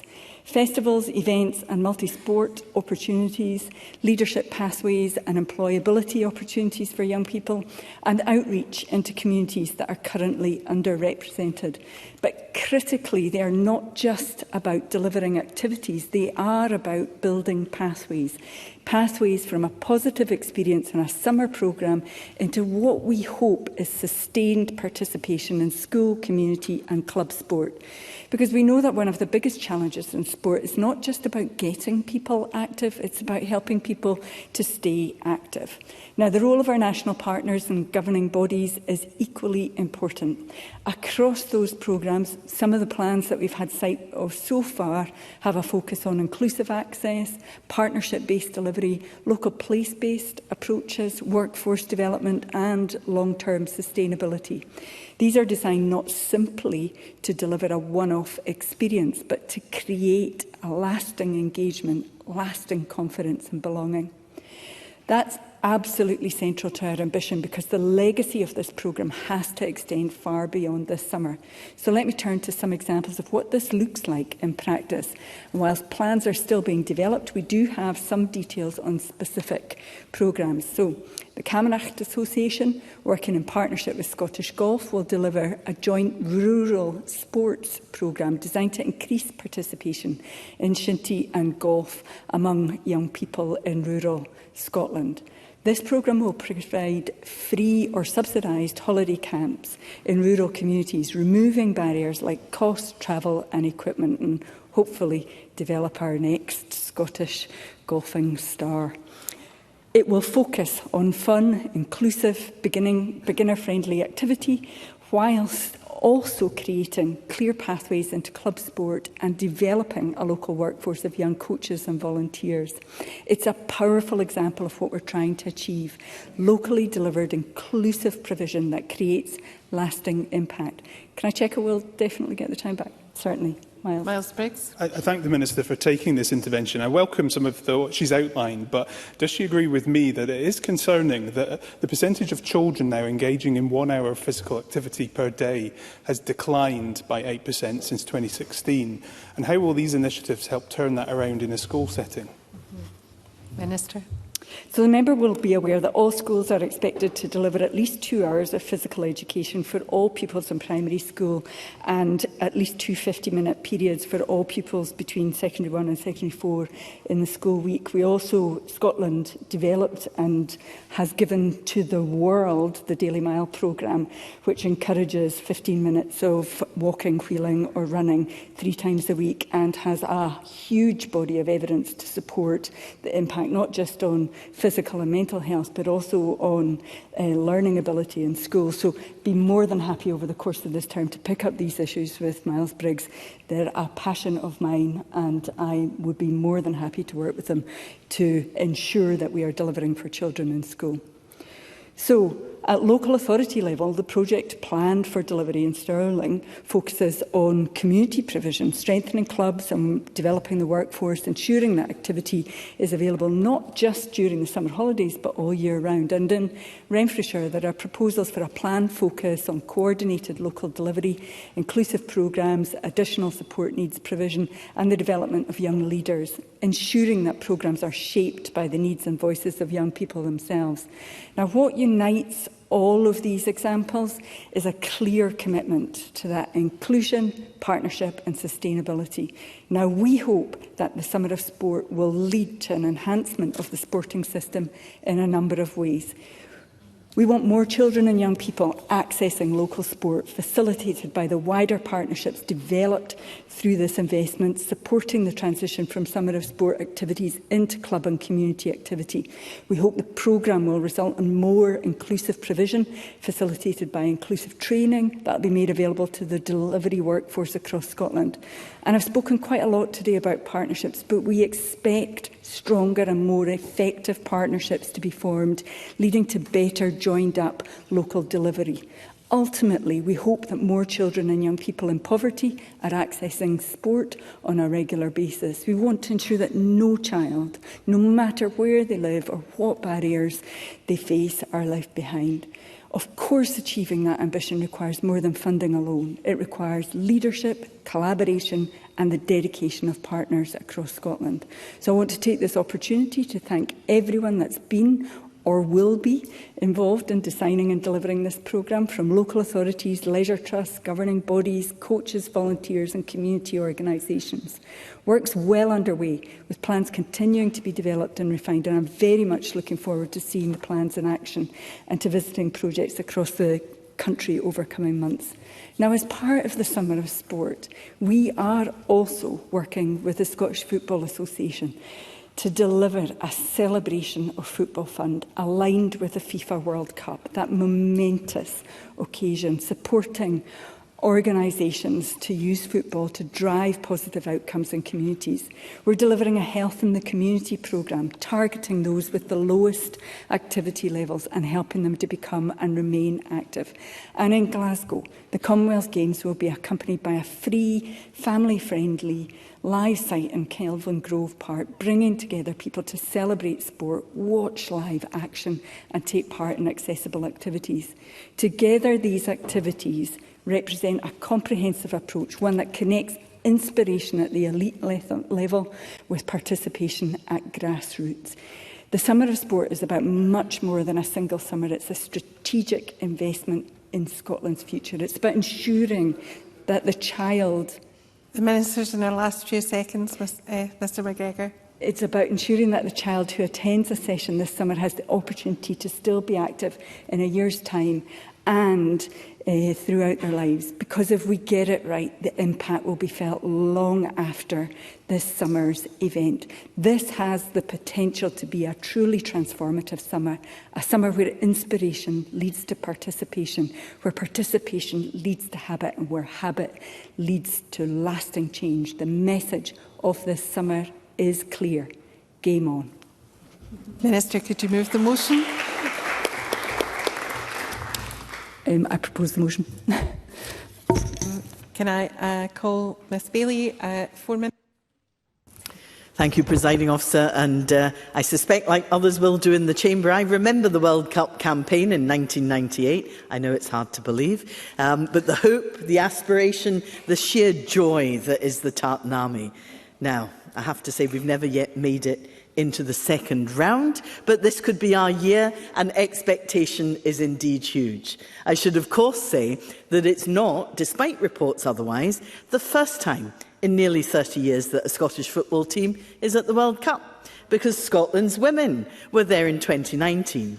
That's all the more impressive given that the Scottish FA banned women from using club facilities for much of the 20th century and only took charge of the women's international side in 1998.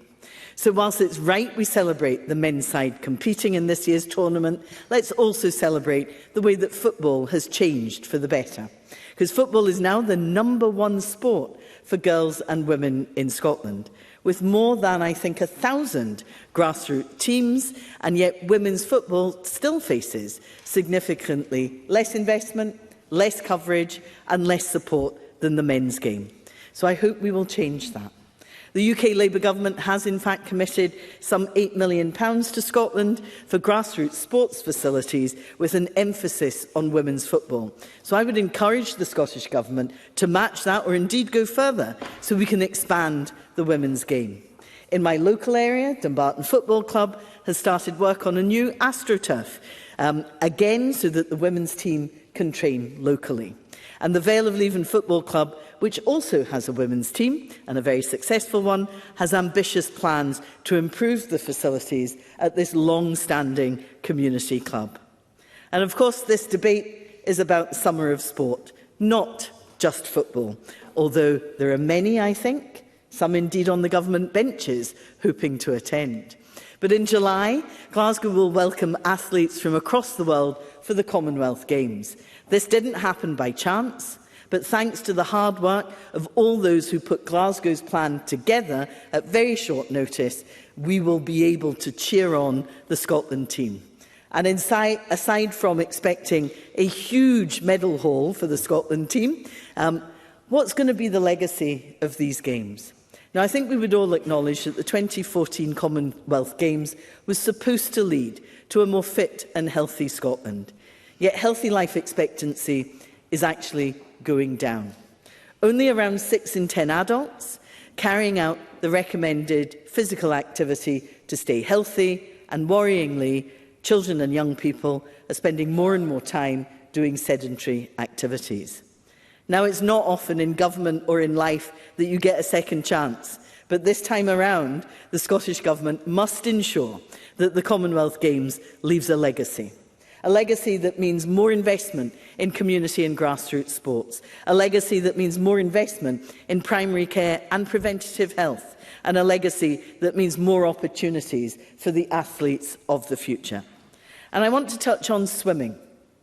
Now, the Scottish Government made a commitment to free swimming lessons for every school child in Scotland. I think every primary school child, if I'm correct.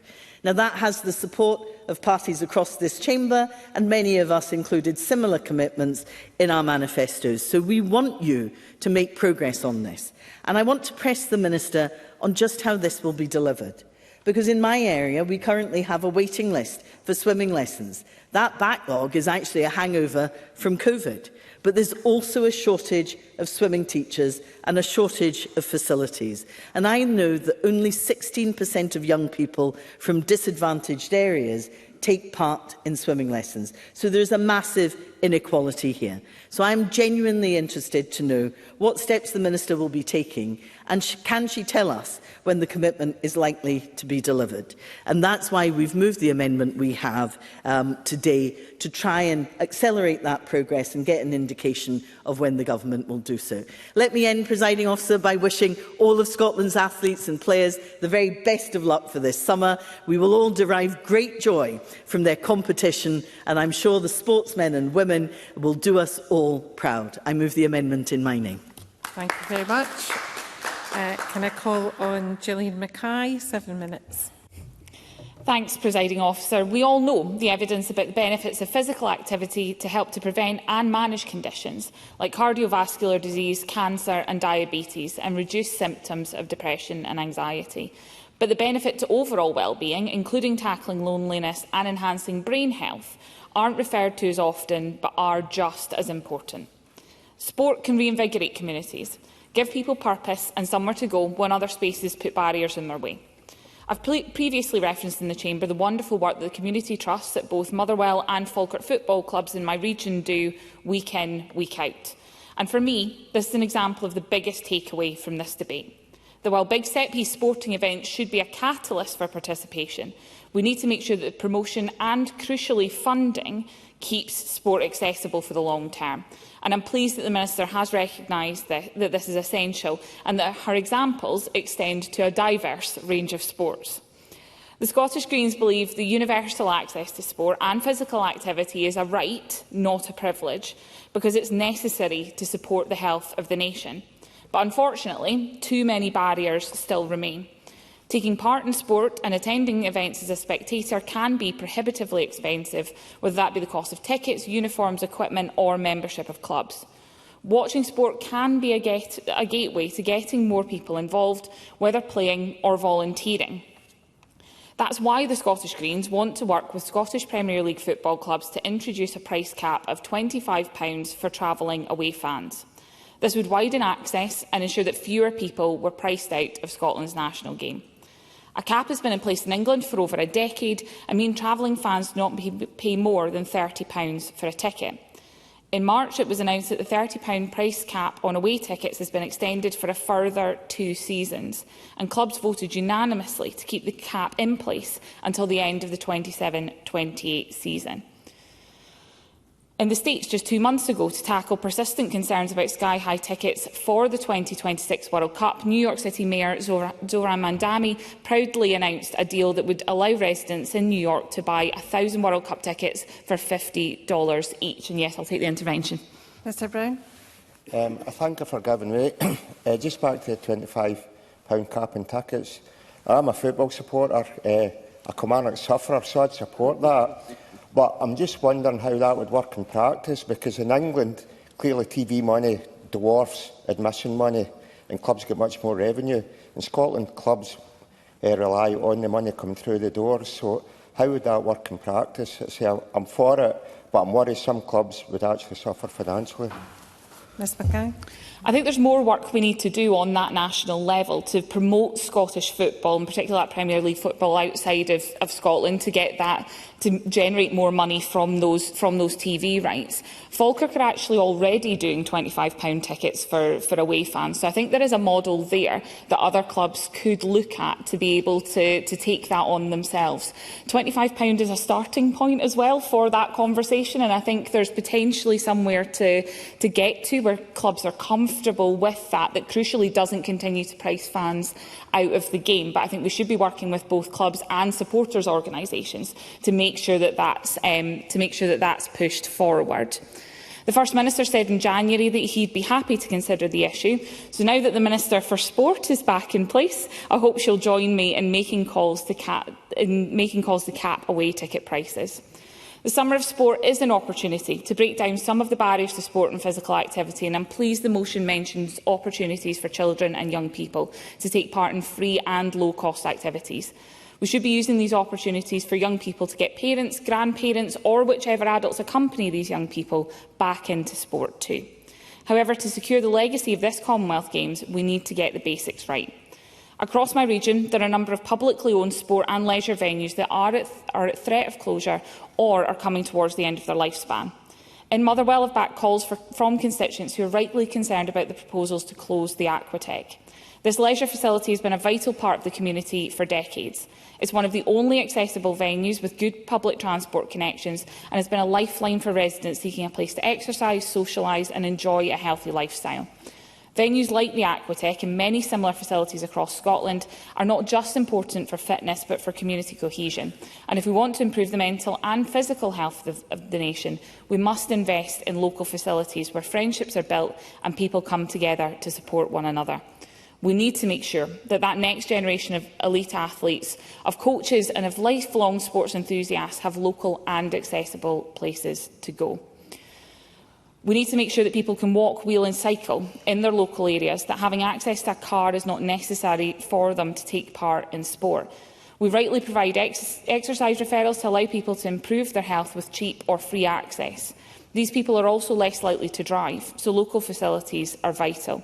That's not to say that regional or national facilities are not important, but a velodrome realistically won't be accessed by as many people as a green space that's suitable for cycling. The summer of sport has to be that catalyst to get people involved, but the investment has to keep up to make sure that the summer of sport lasts longer than a Scottish summer usually does. We believe sport should be about the joy in taking part in physical activity and not about huge profits for industries which harm our health and extract wealth from sporting achievements. And that's why we want to see sport take place in an environment that promotes health, free from sponsorship by industries that would harm it. It's disappointing, therefore, that two of the partners involved in the Commonwealth Games are Coca-Cola and Jubel Beer. I can't see how it's not at odds with an event that's meant to be about promoting healthy lifestyles through sport and physical activity. I'd be grateful if the Minister could advise what conversations she has had with organisers, particularly about alcohol sponsorship of the Games, and what message this sends, particularly because there's a focus for children and young people and their participation. The Summer of Sport is an opportunity to spread the joy of taking part in sport to people all over Scotland. It's a truly worthwhile investment which has the potential to improve Scotland's health and well-being immeasurably. On behalf of the Scottish Greens, I want to wish all those taking part the very best and hope that the next debate we have on sport is about celebrating their success. And I move the amendment in my name. Thank you. I call Miles Briggs. 6 minutes, please.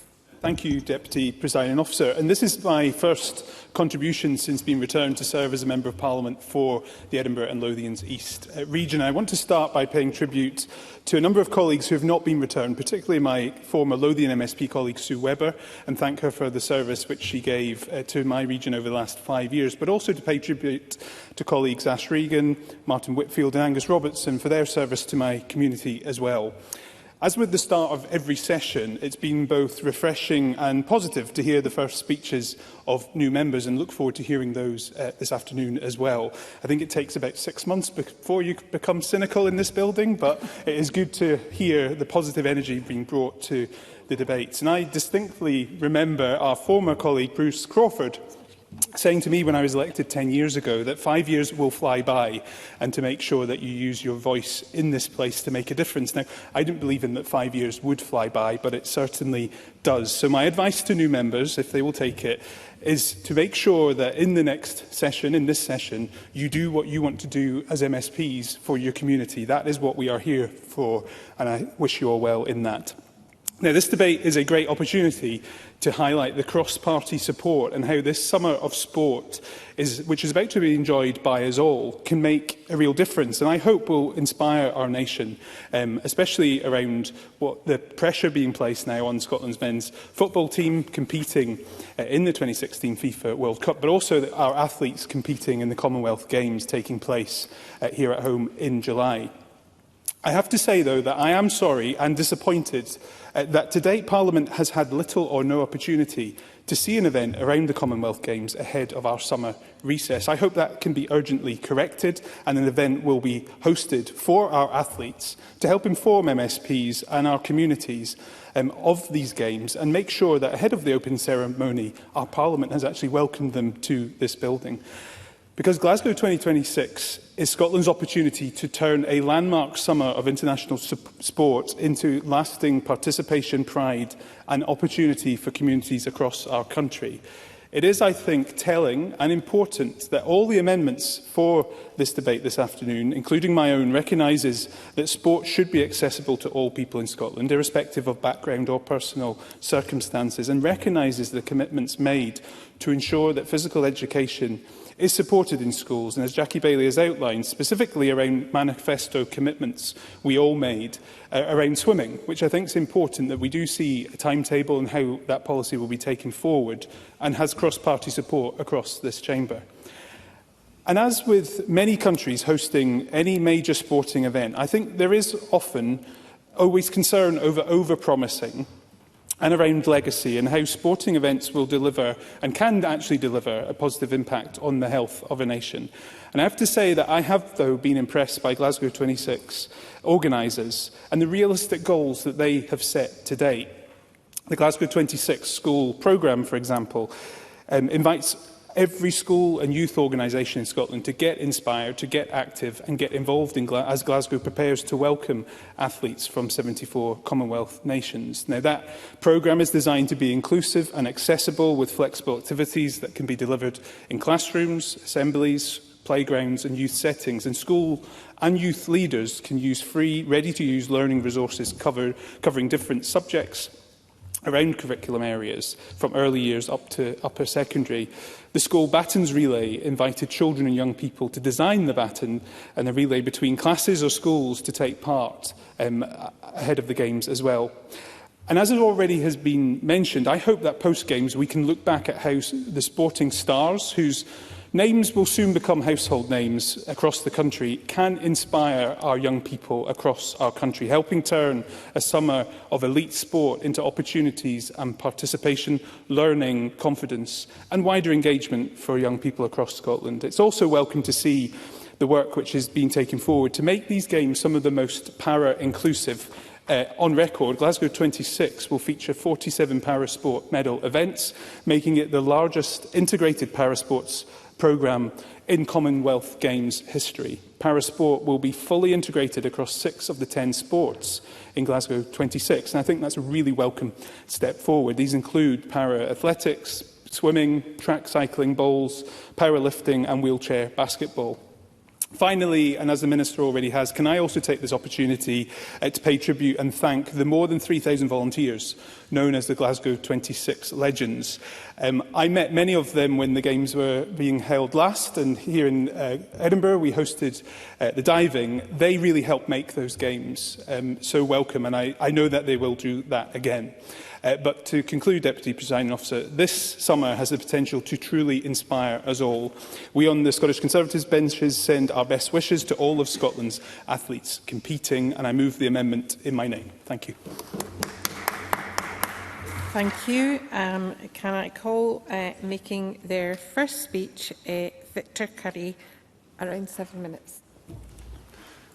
Deputy Presiding Officer, thank you for calling on me. I welcome you to your new place and congratulate the Minister on her reappointment. And it's a privilege to rise to make my maiden speech in this chamber. I'm deeply honoured to stand before you today as a newly elected Reform member for the Highlands and Islands electoral region. I'd like to offer my thanks to all those who made our successful electoral campaign possible, including the party director, our leader, regional chair, all the candidates, activists and volunteers, and of course the voters who put their faith in my party. I offer thanks too to all the staff and volunteers across Scotland who took on the role of tellers and their admirable display of concentration and stamina for hours and hours counting votes one by one. They're an often overlooked group in an election, but whose contribution make our precious democracy possible. And I want to take this opportunity to congratulate our national football team, in common with other members that have done so already, both on their qualification and to offer our best wishes for the World Cup campaign. Now, I notice the First Minister isn't in the chamber and wonder if perhaps he's sitting by the phone hoping for a call-up from Steve Clark for a place on the squad, perhaps in the position of striker. After all, his independence strategy has given him plenty of practice at kicking the can down the road. In keeping with parliamentary tradition, I want to pay tribute to all of my regional predecessors, regardless of party, who have served the region diligently. While members in this chamber will inevitably hold different political views, we can all respect the hard work, dedication and long service they have given to the people of the Highlands and Islands. I step into this role with a commitment to build on their efforts and to advocate for the needs of these communities, and look forward to spending the next years travelling to every corner of the area to do just that. And one thing's for sure, my camper van is one that will not be spending much time on the driveway. The Highlands and Islands is a region of unmatched, breathtaking beauty. From the bustling streets of Inverness, the shores of Argyll, to the furthest reaches of our island communities, it is a vast and diverse region that gives Scotland so much. Ben Nevis, the UK's highest peak, Orkney's rich Viking history and fertile farmlands, the wool industry of Shetland and the Harris Tweed of the Western Isles. The best whisky in the world, home to 4 of the 5 Scottish whisky regions. An encyclopedia of tartans and Highland dress itself. The Highlands and Islands not only give us world-class industry and tourist destinations, contributing much to our economy, but give us much of what Scottish culture is itself. I'm delighted to be here in my first debate addressing the Government's motion on sport. I would submit that it's an area of discussion that is often overlooked in the ebb and flow political discourse. Human beings have evolved to be active creatures, and modern sedentary lifestyle has pulled us away from our natural state.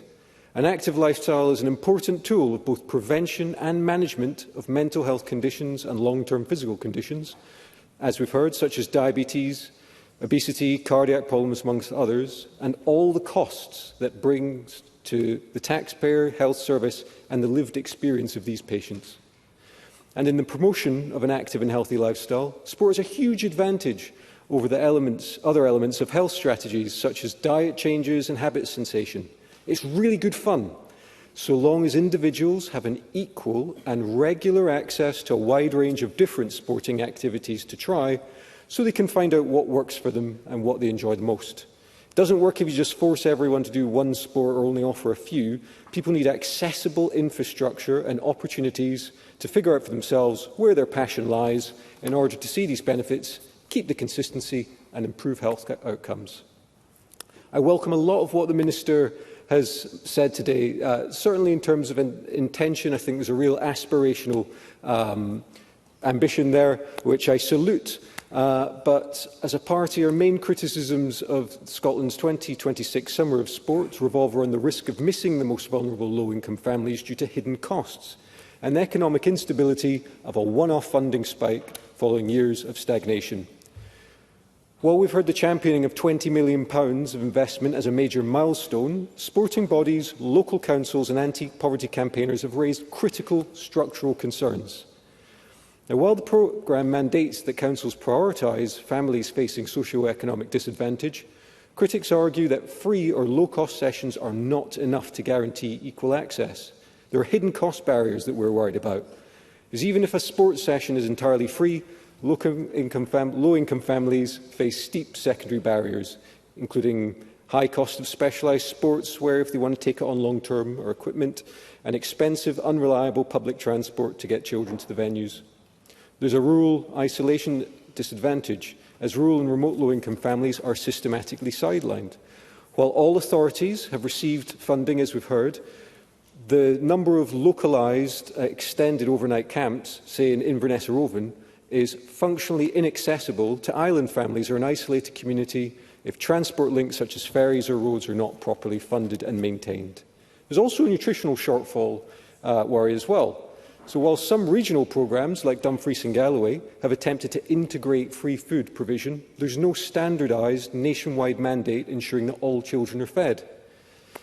And that comes to criticisms regarding long-term funding. The national sporting bodies have welcomed the injection, but point out that it highlights severe systemic funding flaws. And Reform agrees that this initiative merely papers over years of standstill budgets. Prior to this sudden overall cash boost, sports organisations in Scotland endured 5 consecutive years of standstill funding. The sports governing bodies led Running on Empty campaign highlighted that years of inflation and flatlining budgets have left grassroots sports facilities critically weak. Reform argues that this package is a temporary band-aid rather than a sustainable financial model. And we face a cliff edge. The Summer of Sport funding is explicitly structured as a fixed finite pool scheduled to run out by spring 2027. Club operators argue that willfully spiking public interest via major events like the FIFA World Cup and Commonwealth Games will create a massive wave of youth demand that local clubs will lack the long-term infrastructure, staff or funding to support once the campaign ends. And then we have volunteer burnout. The rush to roll out a massive short-term regional focused programme relies heavily on volunteer labour and youth leaders. Sports analysts warn that without sustained long-term funding to recruit and retain paid qualified coaches, this sudden pressure on local volunteer systems is unsustainable and risks rapid burnout. For these reasons, Reform UK has well-founded reservations about this initiative. It is money that should be used to fund and expand our existing infrastructure, to promote grassroots engagement and mass participation to achieve a wealthier, healthier Scotland. The vision of Reform UK and an ambition that should be shared by all members of this chamber. There's a real danger here that the way it is currently structured, it will be a lot like free tuition fees and the Help to Buy scheme that's just been announced, that it will benefit middle-class families at the expense of working-class taxpayers disproportionately. Now, looking at my remaining allotment, unless, Deputy Presiding Officer, you're willing to award me a generous Celtic Football Club level of added injury time, I should probably come to a close. So let me finish by saying this. As a Reform member for the Highlands and Islands region, I will strive to be a robust champion for our communities, always advocating the Union as the bedrock of our peace and prosperity now and in the future. And let me be clear, if anyone from the SNP, member, minister, cabinet secretary or first minister comes to this chamber with fanciful, poorly thought through bills or motions, then Reform UK will be here to scrutinise them, challenge them and send them homeward to think again. Thank you. We now have the final opening speech from Liam MacArthur. Thank you, Presiding Officer. Can I congratulate Mr Curry on his first speech? Can I also welcome the Minister back to her position, a position I know that she is absolutely passionate about? And can I associate myself very strongly with the wise advice of Miles Briggs at the beginning of his comments earlier? Presiding Officer, at the risk of potentially traumatising Jackie Bailey, I vividly recall being in the Netzahualcoyotl Stadium on the outskirts of Mexico City to watch Scotland crash out of the 1986 World Cup, the last time the competition was played in that country. A drab 0-0 draw against 10 doughty Uruguayans heralded our latest ignominious exit and left me and the Tartan Army resplendent in our kilts and sombreros, crying into our coronas. So I certainly share the mounting excitement of the nation, despite Trump and FIFA's best efforts to suck every last drop of joy out of the experience. But I'm alive to the pain and despair that may inevitably be just around the corner. That mounting excitement, though, points to the potential legacy the Scotland men's team's success could have. For those of us old enough to be guilty of taking World Cup qualification for granted, we are now witnessing the joy and disbelief of all those under 30 for whom this is wholly uncharted territory. The Glasgow Commonwealth Games later in the summer may not have the same novelty factor, but as we've seen before, it too can inspire future generations to get active in sport. And by active in sport, I don't just mean participating as athletes or footballers. To build a genuine legacy, yes, we need facilities, equipment available and accessible, but we need coaches, officials and volunteers too. It's they who open up opportunities, nurture talent and facilitate involvement. I saw this firsthand last summer when Orkney hosted the International Island Games, the largest multi-sport event anywhere in the UK in 2025. An outstanding success showcasing Orkney at its best, the hospitality, organisation and overall quality of the experience for all involved, including splendid Orkney 2025 ties. It's raised the bar for sport in Orkney and no doubt in Shetland and the Western Isles too, highlighting what can be achieved if we provide athletes, coaches and volunteers with the tools and the support they need. But it's not just at an elite level. This is about encouraging and inspiring people of all ages and abilities to get involved in sport, but physical activity of any kind, for the physical and mental health benefits, for the friendships and social opportunities, even just for the chance to shut out the never-ending news cycle for a bit. Orkney 2025 was positive in so many ways, but seeing Arcadians feel such Pride and joy in sharing their home with 3,000 fellow islanders was something that will live with me forever and demonstrates the true power of sport. While the Island Games takes a year off before landing in Faroe next year, the Summer of Sport in Orkney has plenty to look forward to, starting with the Junior Inter-County this weekend. Orkney's young footballers, netballers, athletes, swimmers and hockey players will seek to retain the Stewart Cup for a fourth year against their Shetland counterparts, who will be desperate to turn the tables. While competition is always fierce, this unique contest has created lifelong friendships and bonds between our island communities over the last 80 years. The same can be said too of the North Isle Sports, now in their 76th year, which will take place in Stronsay later this month. Westray will again be the team to beat, and that pains me as a Sandy man, though hosts Stronsay are reigning champions in the Blue Ribbon event, which is the tug of war. Junior Inter-County and North Isle Sports may not grab the headlines of World Cups and Commonwealth Games, but entry is free, travel costs are reasonable, and there's little prospect of being left crying into your corona. Thank you.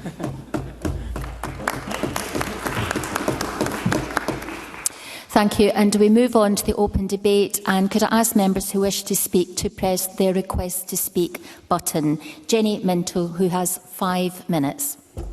Thank you, Presiding Officer, and I welcome you and your colleagues to your post. I'd also like to congratulate my colleagues Siobhan Brown and Marie Todd in their re-election, and also welcome back Marie Todd to her sports portfolio. I know how much she loves it. Ms Todd and I have a common goal: to increase the amount of Gaelic spoken in this chamber. I'm on my 6th year of Duolingo, and on Friday this phrase popped up on my screen. Is Lua Orm politics, is Charlam Iman. I dislike politics. I prefer shinty. Now that's not entirely true. However, these two subjects are not only linked in Duolingo, they are linked in my life too. Shinty could be described as the beating heart of sport in Argyll and Bute, and it was only after being elected that I experienced the excitement of a Shinty match.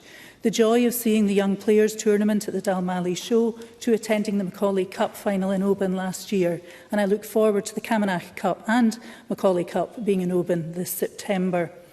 The passion, the camaraderie, the rivalry, the pride of winning, the pain of losing, the togetherness, all part of life's skills, whether playing or spectating. And I'm so pleased to hear the Minister's fantastic announcement about the joint working between Shinty, Camanachd Shinty and golf, because of course my constituent Bob McIntyre is a great example of shifting from one discipline to the other, having played with Oman Cabanach and now playing on the greens of golf courses across the world. As I've just said, the togetherness, the life skills that you get, this is what you see on a Shinty field. And this is one of the many reasons that the summer support is so important, and why I believe that ensuring that there are opportunities for participation in sport, regardless of where you live, are absolutely key. Sport teaches life skills, but also a healthy way to thrive. The Oban Atlantis Centre and Lorne and Oban Healthy Options promote exactly this. Through their fitness, prehab and rehab sessions, I've heard from young and old the difference a focus on swimming, exercise and sport has made to their health and recoveries is inspirational. And also the Happy Wee Health Club in Oban finds colourful ways to engage young people in sport and fitness. The Summer of Sport, as the Minister said, links clearly with the population health framework. And as both the Minister and Gillian Mackay have noted, physical activity provides opportunities to connect, to come together in activities that inspire and motivate. Sport in Argyll and Bute is inextricably linked to its landscape and seascape. Argyll and Bute, and I disagree with Donald McKinnon in his opening speech, my apologies, Argyll and Bute is Scotland's most beautiful constituency, not just because of the landscape and the seascape, because of the people. And I would like to thank them for returning me as their MSP. To serve the people of Argyll and Bute is the biggest privilege of my life. 2 weeks ago, I attended a Surfers Against Sewage, or as the school kids in Tynebruick say, a jobby-free sea event. I spoke to many people who emphasised how much they valued having the wonderful sea resource on their doorstep, especially on their ability to exercise and enjoy sport. However, we have to ensure that we keep our seas as clean as they can be. Whether it's paddling at Tynabrewich, wild swimming in Seal, surfing in Tyree, stone skimming in Easdale, yachting around the nooks and crannies of the coastline of Argyll and its isles, or being part of the international clipper race that's sailing into Oban in July. These are all fantastic opportunities for us to showcase Scotland and Argyll and Bute on the international stage, as well as keeping active. So we need to continue to invest to ensure our coastline and waterways are at the highest standard. I welcome too the investment that's been given to every primary school child to learn to swim. This is a policy that will make a real difference, not only in supporting swimming facilities in our communities, but the skills that will undoubtedly save lives. The length and breadth of Argyll and Bute communities continue to work together to ensure sport and exercise are accessible. The fabulous Adventure Oban are a community-led outdoor activity charity supporting equal access for all to Oban's natural playground. This weekend, their Big Bike Weekend is returning with lots of fun for all the family. And Tay and Lone has just confirmed that it will be building a biking pump track, a fantastic example of a village community working together, thinking big and using sport and exercise as the focus of their community cohesion, invigorating their community. Now, I will just briefly touch on ferries. The ferry timetable can be a barrier to participation in sport for island children, and this was raised with me on the fantastic new Isle of Islay ferry by a group of parents. And I met with Calmac this morning and pressed home to them that I hope, along with Transport Scotland, they ensure the community voice is heard in future timetable discussions. Now, I know I'm drawing to a close, Presiding Officer. I started with a Gaelic phrase, and I'm going to end with one. It's the final line of a poem, Iman, written by our Gaelic macker, Peter Mackay, penned for the opening of the Shinty Museum in Inverness. But I think it rings true for all sports, and especially for the summer of sport. Shoenish, Nachtig Shiv, a Dehoman. OK, then. Won't you come and join me in Shinty? Thank you.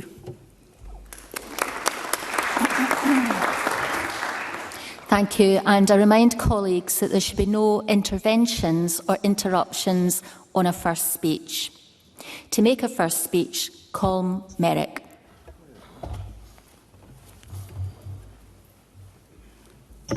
Thank you, Presiding Officer, and congratulations on your election to your new office.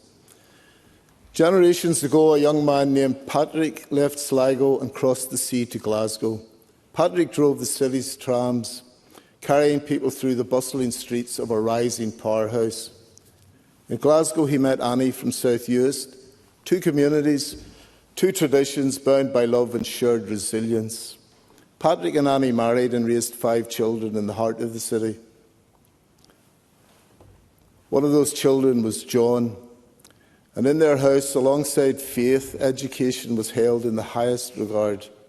For them, learning was the ultimate deliverer.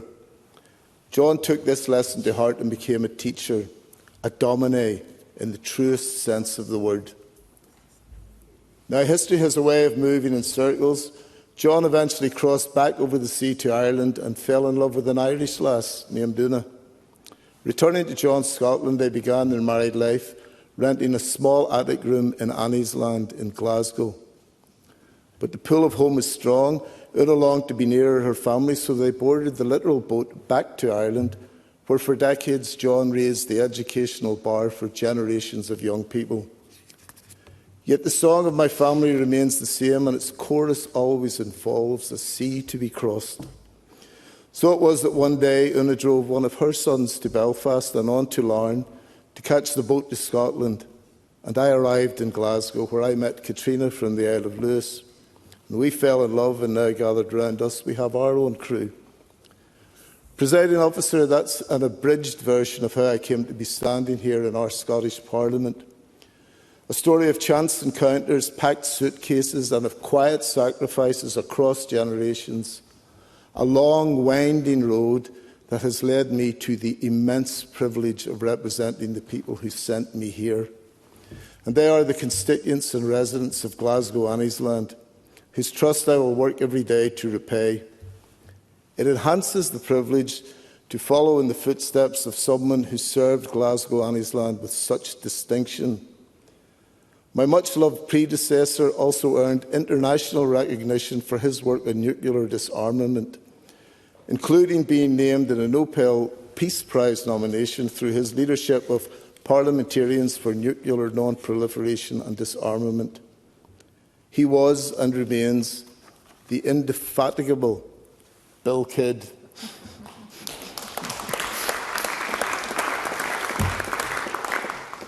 Presiding Officer, turning to today's debate, this summer does represent a unique opportunity. Scotland hosts the Commonwealth Games while our men's national football team returns to the World Cup stage, just in case anybody missed that. The Games will bring together around 3,000 athletes from 74 Commonwealth nations and territories.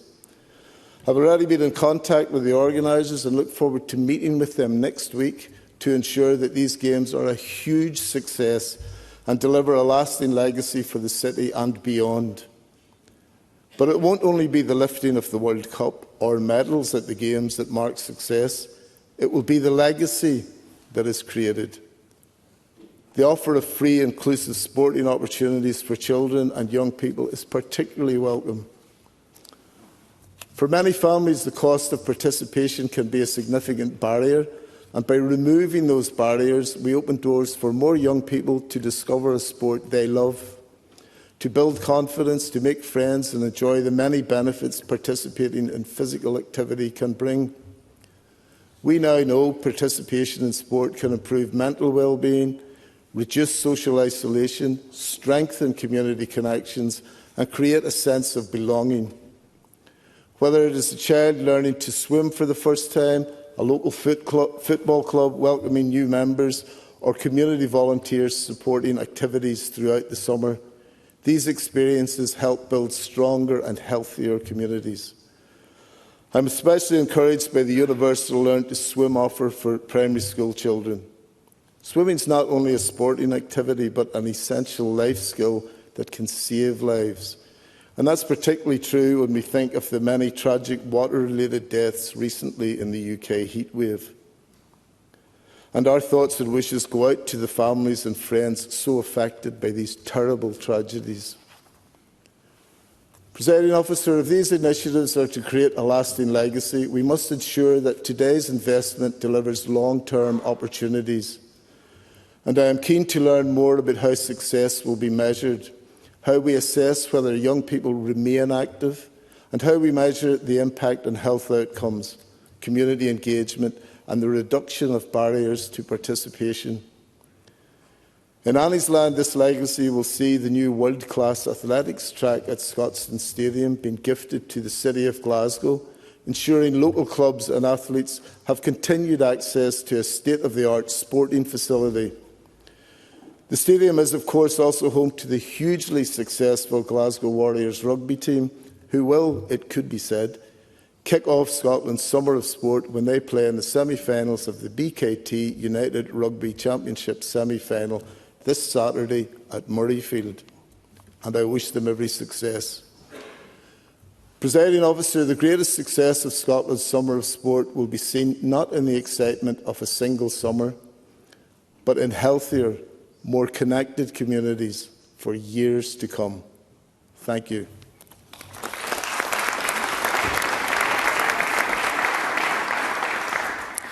To make a first speech, I called Arshad Ahmed, who has 5 minutes. Thank you, Presiding Officer. In my first speech in this Parliament, I would like to thank the voters of Edinburgh and Lothian East for their trust in me. The Scottish Labour Party has given me a political home. I thank and acknowledge the support of Anna Server, Jackie Bailey, and Kate Watson, and the members who supported me. Presiding Officer, 32 years ago, when I came to Edinburgh, my first job was as a dishwasher in a restaurant. A few years later, my wife and I opened our own shop in Musselburgh. We worked hard. It was open all hours. In those early days, it was just us running it, often with our young children in a pram behind the counter. The business flourished and is now managed by my sons. Running a shop is never dull. You experience the highs and lows of life. We met the most wonderful people in the community. They are now our good friends. I learned so much from them. Across the diverse area I represent, there are thousands of stories like mine. The great city of Edinburgh has given me so much.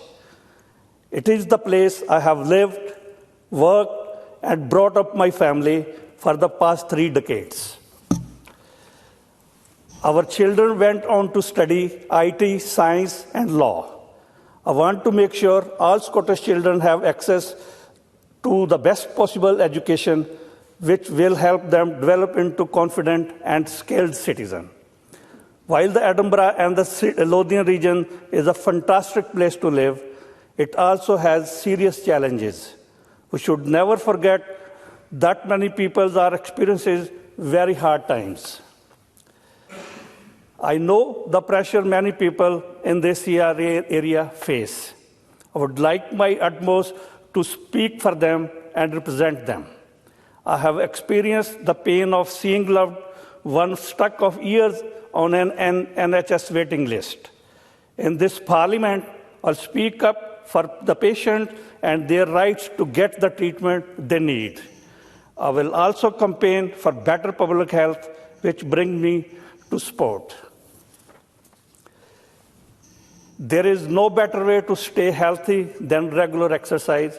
For me, it is badminton twice a day. Sadly, my days as a fast bowler are over. But what is special about sport is that also brings communities and nations together. Scottish Labour wants to promote the health and community benefits of sport across the country and to people from all backgrounds. This summer, we can celebrate the very best of sport. Like everyone in Scotland, I will be cheering on Steve Clark, Andy Robertson, and the Tartan Army. We all wish the Scotland team well in the World Cup. And then the Commonwealth Games will be returning to Glasgow this summer. Glasgow's sporting bodies are to be congratulated on making this happen. But Edinburgh will be represented as well. The city has hit gold before, famously through Sir Chris Hoy and Alan Wells. I wish all our athletes the very best of luck. And while we cheer on our elite sports people, let's not forget the community sports that happen every day. The 2014 Games was supposed to leave a legacy, but sadly, this was not delivered. I hope the Scottish Government will not miss this opportunity again. The Commonwealth Games should be the start of a new focus on promoting sport in Scotland. Investing our community sports halls, swimming pools, and pitches, investing in schools so every child can live up to their potential. This should be the legacy of the 2026 Commonwealth Games. A healthier, happier Scotland where everyone can thrive. Thank you, Presiding Officer.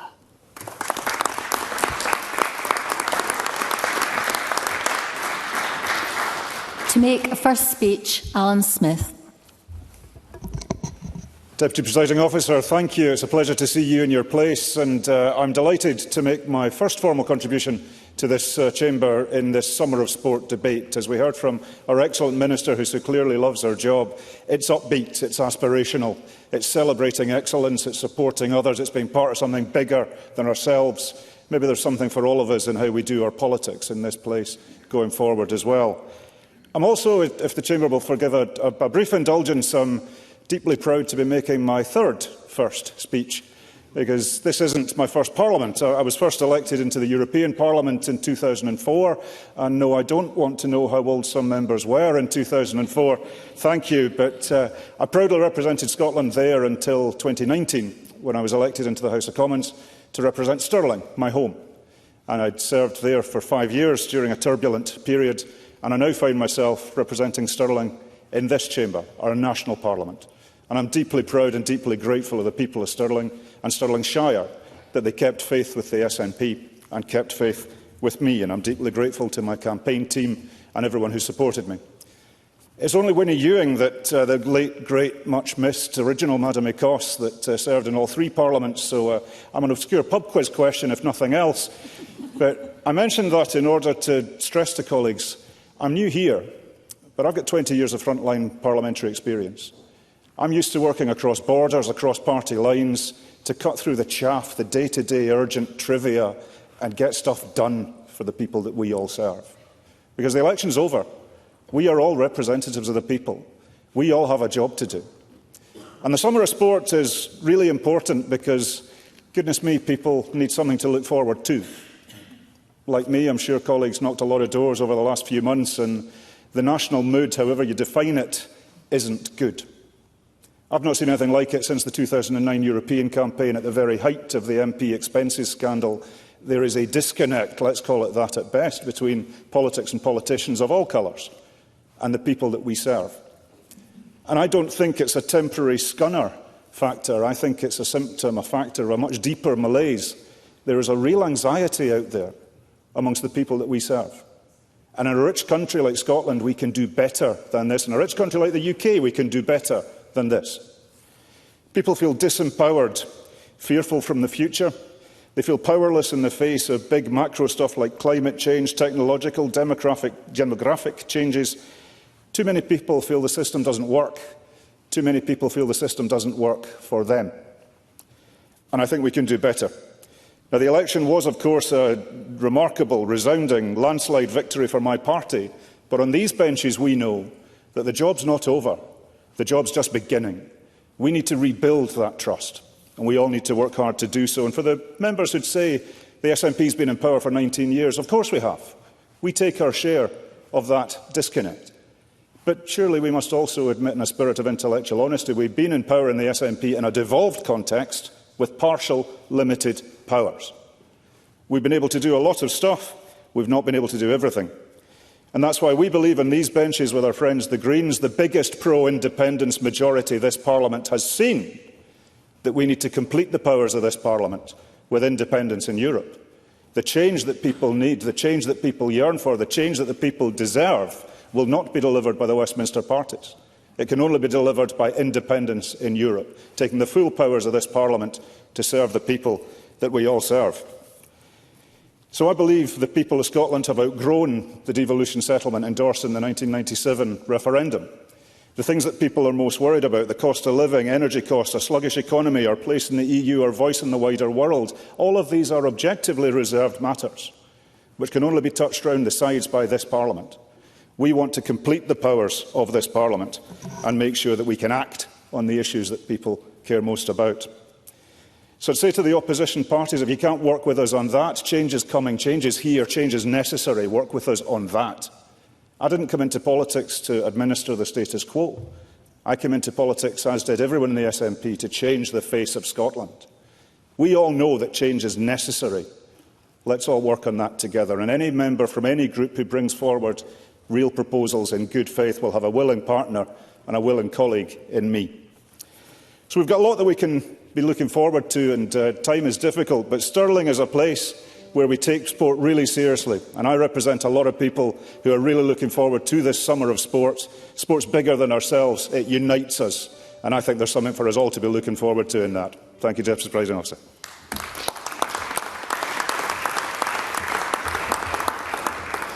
And to make a first speech, I call Stephen Bonner, who has 5 minutes. Thank you very much, Presiding Officer, and allow me to welcome you to your new place. It is an incredible honour to rise to speak for the first time as the MSP for Uddingston and Belsill, my hometown, in Scotland's National Parliament.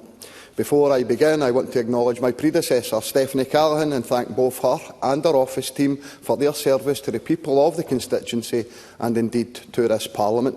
And I also want to thank every person who put their trust in me and the SNP at the recent election. Whether you voted for me, campaigned for me, challenged me on your doorstep, or simply shared your frustrations or hope of a better future, I thank you. Because while I have the privilege of sitting here in this magnificent chamber, this seat does not belong to me. It belongs to the communities and to the people I represent. From View Park to Whitehill, Uddingston to Bothwell, Belsill, Moss End, Hollytown to Carfin, and from Newthill to New Stevenson.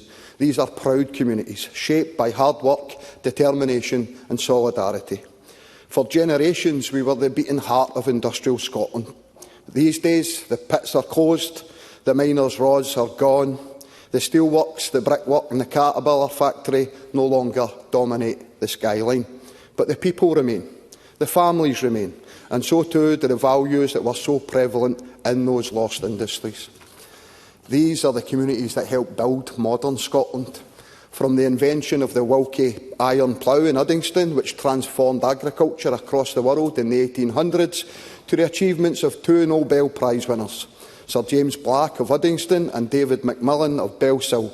Their contribution to our national story is immense. From factory floors to the biggest stages in the world, our communities have never been short of talent, endeavour or success. Those values and that success is perhaps nowhere more abundant than in sporting circles. And in a debate titled Summer of Sport, I think I can say with some considerable confidence that Uddingston and Belsill ranks alone as Scotland's great sporting hotbed. My constituency has produced double Paralympian Michael Kerr, world champion boxer Lawrence Murphy, youth world champion Michael McGurk, and many more whose achievements continue to inspire through the generations. European champion runners like the Belsill Bullet Tom McKean, who remembers him? While footballing gods like Sir Matt Busby, Billy McNeill, Jimmy Johnson and John Robertson have all held aloft the European Cup. Sporting greatness is indeed a forte of Uddingston and Belsill. Presiding Officer, during the election campaign, I spent many months on the doorsteps talking to voters about their priorities. I spoke to workers finishing long, gruelling shifts, pensioners worried about making ends meet, young people wondering what opportunities their future will hold, and shattered parents doing everything they possibly can to stretch that pound a wee bit further. And while every conversation was different, there was one thing I heard time and time again. People feeling disconnected from politics and from their politicians. Too many people feel that decisions are made about them, not with them, and certainly not for them. That must change. And we must be that change, colleagues, because when this Parliament works well, it improves people's lives. And to me, that's what representing Uddingston and Belsill will always be about being accessible, answering the call, helping people navigate a system that far too often feels stacked against them. And it's about standing up for those people who need a voice. Presiding Officer, we in this chamber, if we're serious about representing people, then we must also be serious about listening to them and the democratic choices they make. Because democracy did not end in 2014. For many people, it simply began. People just like me. I cast my first ever vote in 2014 in that referendum at 33 years of age. I have cast a vote in every single election since. Now, people can support independence and people can oppose independence. Both positions are legitimate in a democracy. What matters is that people continue to have a voice and that the democratic choices of the people of Scotland are respected. Those very people have just elected the biggest pro-independence Parliament ever. It is time they were respected. Presiding Officer, I am proud of the values that have shaped me, proud of the heritage that has made me, forged in the steel and the coal that powered these nations for generations. Proud of where I come from and deeply honoured to represent its people in our national Parliament. And as Scotland looks forward to a summer of sport and lifting the World Cup, there will be moments where millions of us will come together for one cause, in hope and belief in our team and daring to dream about what might just be possible. And that spirit should not be confined to sport. The story of our communities has never been one of limitation, it has always been one of determination, of resilience and hope. And I believe in the potential of the people I represent, and I believe in the potential of Scotland too. Every day I have the privilege to sit here in this Parliament. I will seek to ensure that the people of Uddingston and Belsill have a voice that is heard, a corner that is fought for, and a future that is believed in. Thank you.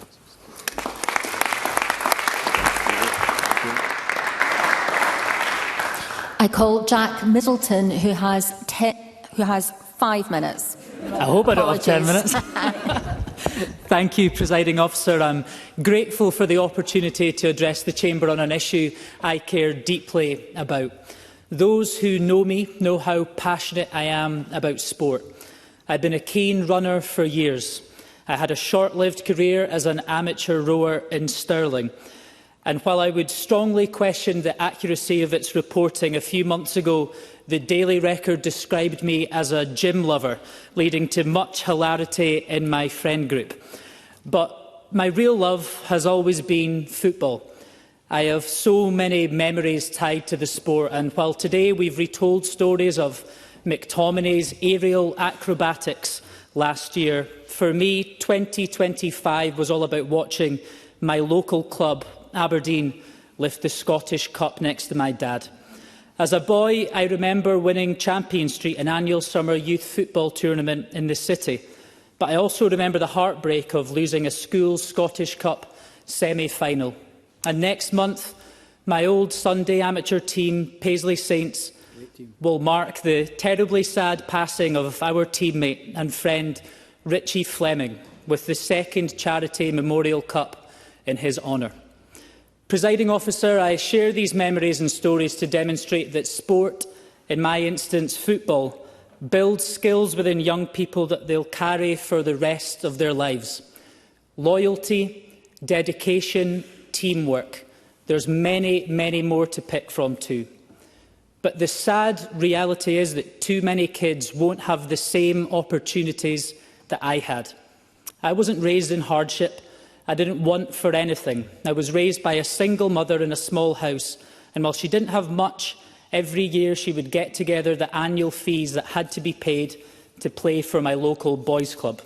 I always remember it was over £300. I remember that because carrying the money in an envelope to hand to the coach felt a big responsibility, because I knew it was a massive sum of money for my mum at the time. But, Presiding Officer, that was 20 years ago. Those fees that pay for booking football pitches, referees, tracksuits will be exponentially more now. And that money doesn't include the cost of new boots, new goalie gloves, the new football top that every kid wants every season. The reality is, for those below the poverty line, those fees, that kit, is unaffordable for a child, never mind for those with 3 or 4 in a household. And for a growing number of folk living on the margins, struggling to make ends meet, I worry that anything other than the very basic essentials will have to come to an end. Presiding Officer, I do appreciate, however, that while I believe in the importance of organised sport, the beauty of football worldwide is that at its most basic level, all you need is a ball. But for other sports, that's simply not the case. At the Paris Olympics, winning Olympians from these islands were 5 times more likely to have been privately educated than the general public. And when that comes to the Winter Olympics, that figure can be even higher. It's because the cost of access to many of these sports is simply eye-watering. To have that access, I would argue, in many cases, you need wealth and privilege. So, Presiding Officer, I welcome wholeheartedly the SNP government's £40 million investment that ensures this exciting Scottish summer of sport will provide more opportunities for kids, and I especially welcome universal free swimming lessons, one of the sports that I believe can be most inaccessible for those from deprived backgrounds. We know, Presiding Officer, that sport can have a positive impact on young people's lives. Yet those living in disadvantaged communities and the poorest households still face many barriers to that precipitation. So, over the course of this Parliament, I want to see us go further. I want to see us support families with sports membership fees. I want more help for families to afford sports equipment, greater funding to drive down the price of booking facilities for youth teams, and work with clubs to improve access to kids to watch their sporting heroes in the flesh. If we do that, we'll secure a healthier and more confident future for the next generation of Scots. Thank you.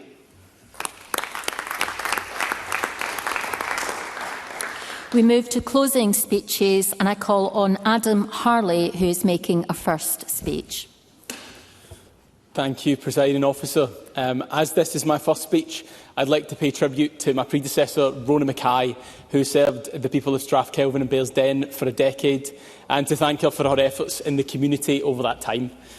This is the first time the Lib Dems have won this seat at the Scottish Parliament, but I want to recognise the excellent local work done over the years by Jo Swinson and my current colleague at Westminster, Susan Murray. From Bearsden in the west through Bishopbriggs, Lennoxtown, Campsie and Torrance to Lenzie, Kirkintilloch and Twecker in the east, each part of Strathkelvin and Bearsden is brimming with history, natural beauty and, most importantly, the very best people. Over the last year, I've had the pleasure of meeting thousands of them. And as I said to many of them on the doorsteps, I can't promise to fix everything or to be perfect, but I do promise to work hard, to be centred on service and to bring your voice loudly and clearly to this Parliament. Being elected MSP for the area I grew up in and where I'm raising my family is an honour and a responsibility I do not take lightly. I will use this incredible opportunity I've been given to push for positive change. And opportunity is what it's all about. Providing young people with the right opportunities at the right time is a big part of why I got involved in politics. And often sport provides a gateway for those opportunities. As we've heard, it has an important part to play in mental and physical health, providing challenge and community. It's important that the summer of sport we have ahead helps to provide those opportunities at the grassroots level. So that all people from all backgrounds can access them. And to allow that to happen, we need to make sure local authorities are properly funded. Chronic underfunding of local councils has forced them to make cuts for years. Often leisure and sporting facilities are the first to be impacted.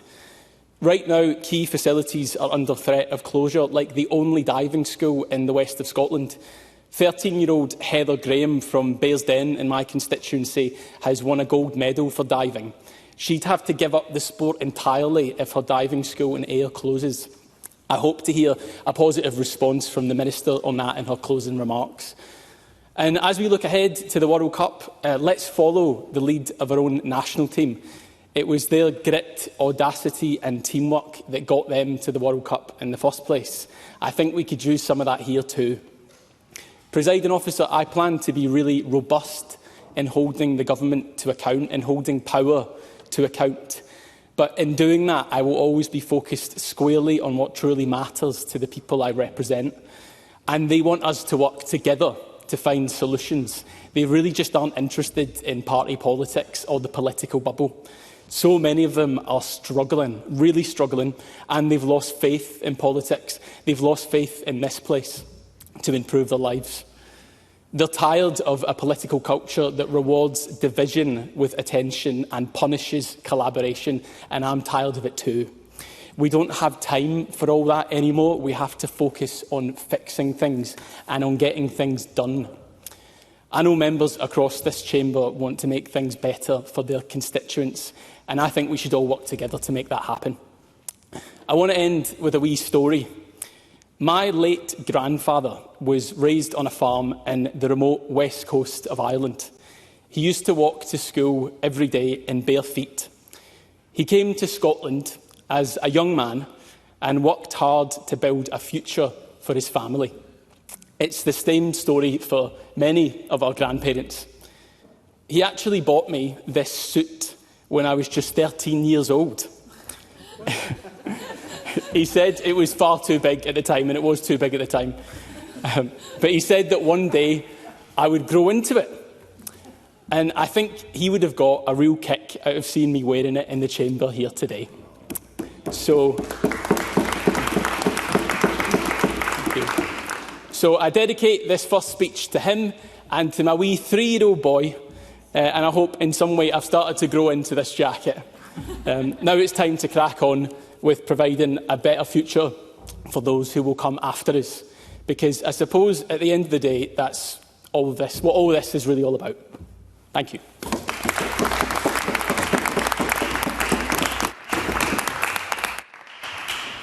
I call on Rachel Hamilton to be followed by Mark Ruskell. Rachel Hamilton. Thank you, Presiding Officer. Well, this summer is certainly going to be exciting, and I hope it is non-political and that we can all enjoy it, even if some people in this chamber don't like football. But I'm sure everybody will wish the participants, the volunteers and the spectators well. Now, I just want to touch on a few of the maiden speeches, Presiding Officer, because I thought Ershad Ahmed's speech was excellent, and I very much related to his involvement being a family man, but running a business as well, and bringing his young children into work. And I think it's lovely to see that we do have people in here that have run businesses and do understand the challenges of running a business. And I'd also like to pay tribute to Adam Harley as well. I don't know Adam Harley, but clearly he still fits his suit because he worked for Alex Cole-Hamilton, and Alex Cole-Hamilton obviously kept him very, very busy running around.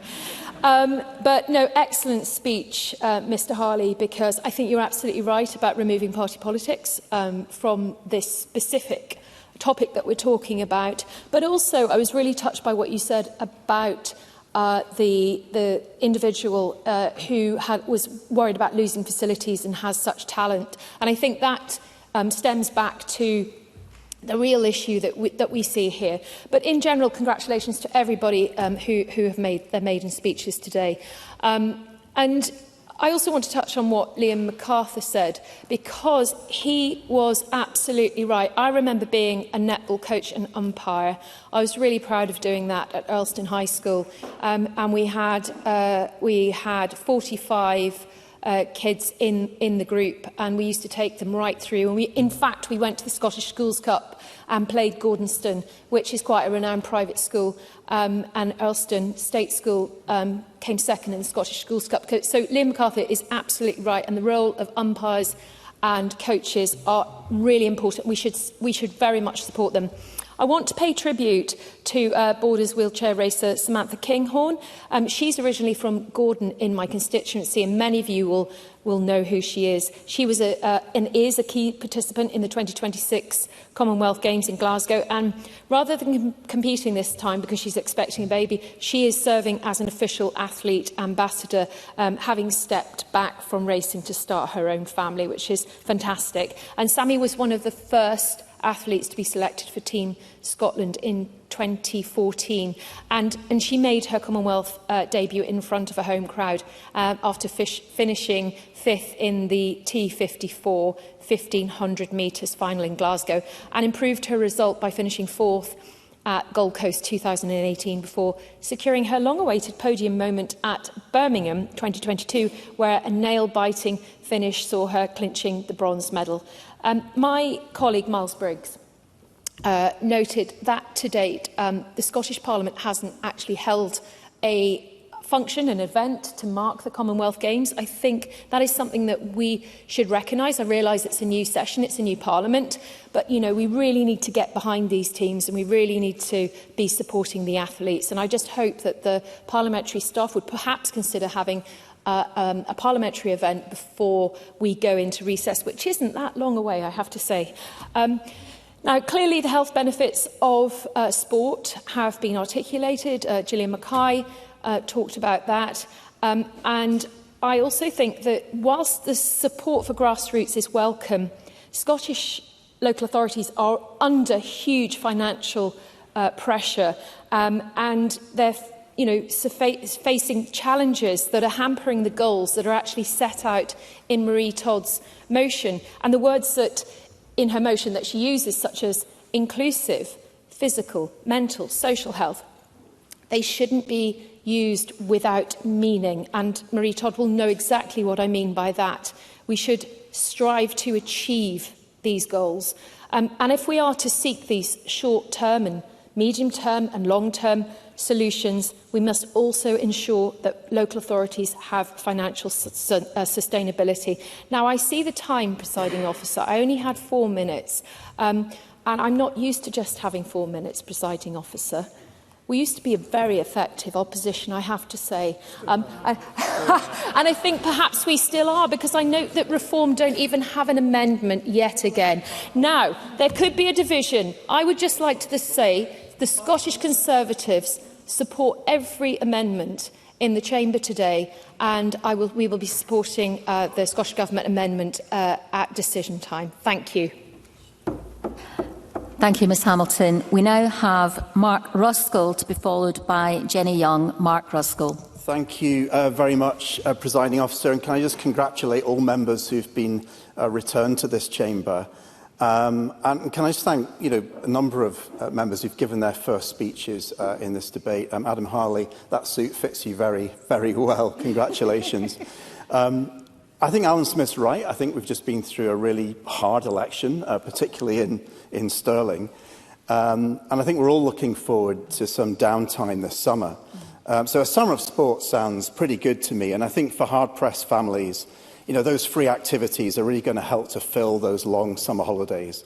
And I think for some young people, it's really going to ignite that new sporting dream, that ambition, or maybe they'll learn how to dance the Orcadian Strip the Willow.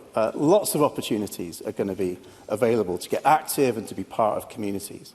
But first, of course, we've got the 15th of June, and clearly all eyes are going to be on our men's team. 28 years since John Collins thumped that goal into the back of the Brazilian net. And 40 years since a teenage, I think, Liam MacArthur sweated his way around Mexico with the Tartan Army. The national holiday, of course, he's exasperated. The national holiday, of course, on the 15th is really welcome, but I'll give way to Mr. Liam MacArthur. Just for the record, I think while I was in the Nessa Walcoilto Stadium, I think I was exasperated. I don't think I was sweating overly, just for the record. You can't sweat. Mark Ruskell. Well, I think that's a feat in itself, to be honest. But look, anyway, if I can get back to the speech. The national holiday on the 15th is welcome. But I do note that only one council in Scotland is actually giving the day off. And I really pity the teachers and students who are going to be forced into class having been up the entire night before. These are important collective national memories, whether they're on the TV or whether you're there in the stadium yourself or by the trackside. And they should be accessible. Fans should not be outpriced by exorbitant ticket prices or pay-per-view. So I'm really pleased that my colleague Gillian Mackay helped to secure the commitment for free-to-view matches for our national football teams and is taking forward the campaign today to the next stage for a price cap on stadium tickets. And it's good to see the Mayor of New York, following the lead of Gillian Mackay stateside as well. And I'm sure there will be more conversations to be had about exactly how a cap could be introduced. But I do welcome what I think will be government support for that Green Amendment today, and even from our dear colleagues in the Conservative Party as well, because clubs at their best are all about community, where no one's left behind, regardless of who you are and what you can afford. And I think Jack Middleton made a very moving speech about his personal experience and the importance of that accessibility. Very, very moving. And I'd like to pay tribute to the volunteers who really power that grassroots in every sport. People who turn up week in, week out to set up the pitches and the tracks, provide the taster sessions for the 4-year-olds through to the performance pathways for the promising teams. People who fundraise for better facilities and are always there in all weathers for friendly advice, marshalling, first aid or washing the kit. And it's the grassroots scenes across so many sports that nurture the talent and create that community. So I really enjoyed listening to Liam MacArthur talk about the Island Games. I wish I was there, actually, in Orkney in 25. And I think, the excitement and the community building that comes from an event like that, as exciting as the Olympics, for my part, I've just spent another slightly terrifying weekend living in a field with my son, supporting him race in the SDA Scottish Downhill Mountain Bike Series. And the camaraderie, the support for everyone at every age and level at these events is absolutely a wonderful experience to be part of. And for some, there is a part of bigger stage and future careers as well in that sport. And we're seeing this across sports. There's an elite pathway, but there's also that grassroots and that inclusion. So the legacy of the Commonwealth Games and the World Cup and the Tour de France next year, let's not forget the Tour de France, needs to be one where the grassroots is grown through better facilities, more confident volunteers, and yes, what the Minister talked about, the partnerships that we actually need to deliver that long-term growth. one where the doors are thrown open, where everyone is invited to join the party and get involved in whatever way they feel inspired to, and one where women's sport is visible, inspiring and supported, not an afterthought. And I think Jackie Baillie raised an important point about the last 100 years where women have been largely denied access to pitches and SFA facilities. I think I need to move on a little bit here. So nobody should be left behind, and I do share concerns from other members, including Jackie Baillie, just about the long-term funding issue, because we shouldn't need the Commonwealth Games to provide the impetus to teach swimming in schools. Alongside bikeability training, it should be part of the experience and life development of every P6 and P7 child. And I think Miles Briggs raised an important point. There is cross-party commitment here behind swimming lessons in every school, and I think that's something that we should be getting behind and delivering. Presiding Officer, I'm going to finish here. I think Stephen Bonner talked about the talent, the endeavour and the success that's there in our communities and how that is epitomised by sport. That's the summer of sport I'm looking forward to. Yes, there's a scunner factor out there, but let's get the positivity back. Let's have a great summer of sport and let's inspire communities and get everybody active.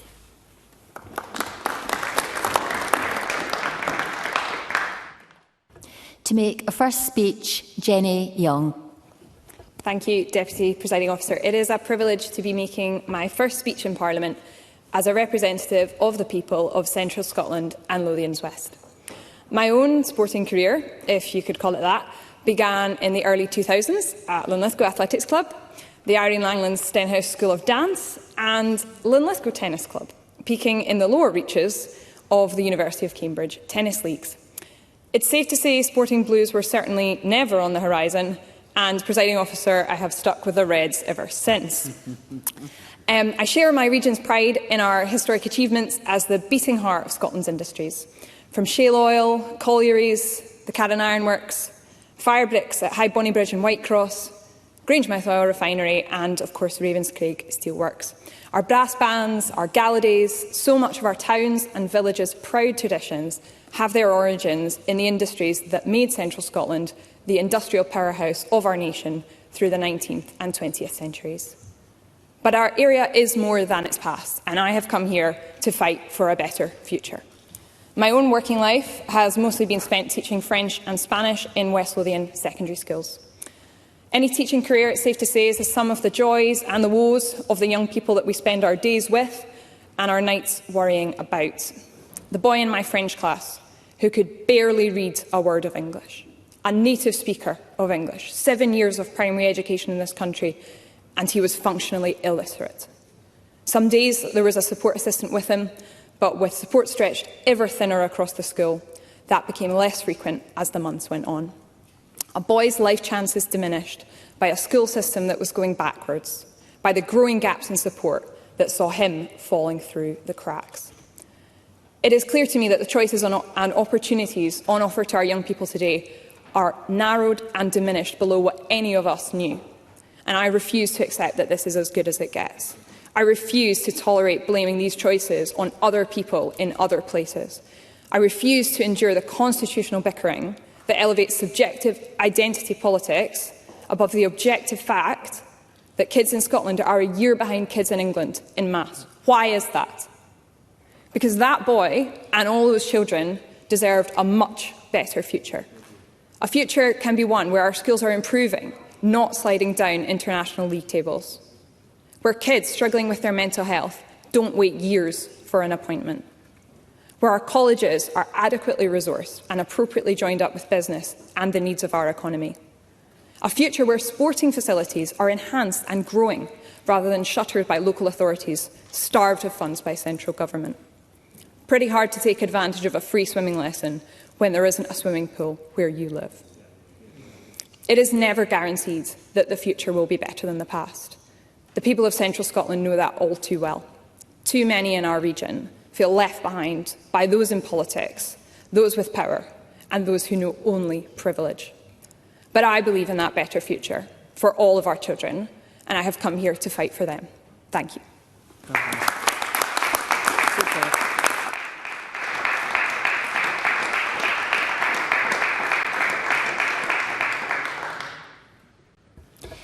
To to make a first speech, Jamie Langan.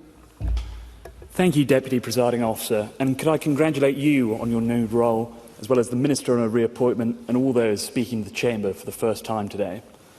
It is a true honour to be elected to represent South Scotland in the 7th session of the Scottish Parliament. I know every member is likely to claim that their area is the best part of our fine country, but from its dramatic North Sea coast to the rolling hills of the Borders and the dairy pastures of Galloway, I would make a strong case that there is nowhere quite like the south of Scotland. While the wonderful parliamentary staff were providing our induction talks for the new cohort of MSPs, I was struck by just how few people have ever had the privilege of serving in this chamber. Since 1999, there have only been 415 individuals who have sat on these seats and debated in this chamber. It truly is a rare privilege we all have to be here. This rare privilege places an enormous responsibility on each and every one of us. A common theme that many members, new and old alike, have mentioned in their remarks so far in this session of Parliament is the deep sense of frustration and unhappiness they encounter at the doorstep right across Scotland. This is a sense of frustration felt by hard-working Scots that was apparent across the weeks and months of campaigning in the Borders and across South Scotland. People feel that their lives have materially deteriorated in recent years despite their individual hard work, that their communities feel increasingly strained despite the care they show for them, and that they are governed by a political class that increasingly cannot or will not address these challenges. I truly hope that despite our many political differences across the chamber, we can work together to improve the lives of millions of hard-working Scots who have placed their faith in us to do just that, and that in years to come we can look back on a Parliament that made a meaningful difference, a Parliament of prosperity. Sport is one of the great defining features of Scottish society.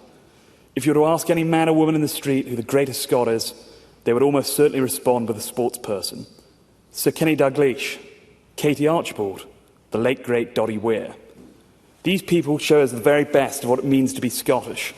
Hard work, dedication, a brilliant mercurial streak, and bravery in the face of adversity. And what a great year it has been so far for Scottish sport.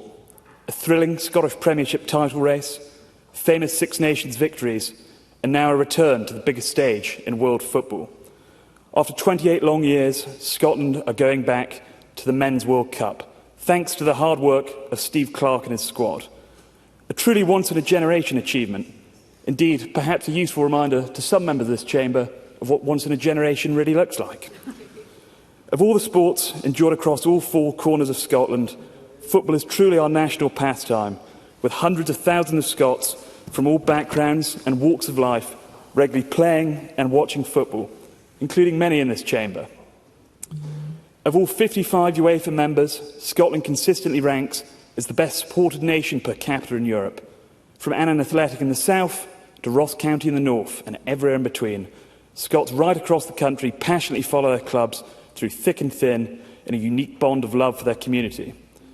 However, this passionate support has not always been reciprocated by Parliament and the Scottish Government. Football fans were subject to the onerous Offensive Behaviour at Football Act from 2018 to 2018, a clear and targeted assault on the civil liberties of match-going fans. While the repeal of this act was very much welcome, it was of course superseded at a society-wide level by legislation in the last session of Parliament that significantly curtails freedom of expression across Scotland. Alongside this draconian environment, law-abiding, match-going fans are currently unable to enjoy alcoholic beverages within Scottish football stadia, unless, of course, they have the privilege of being in a hospitality area. These two-tier restrictions are not applied to other sports or events. They do little to target genuine troublemakers, punish regular fans, and deprive smaller clubs of a vital source of revenue.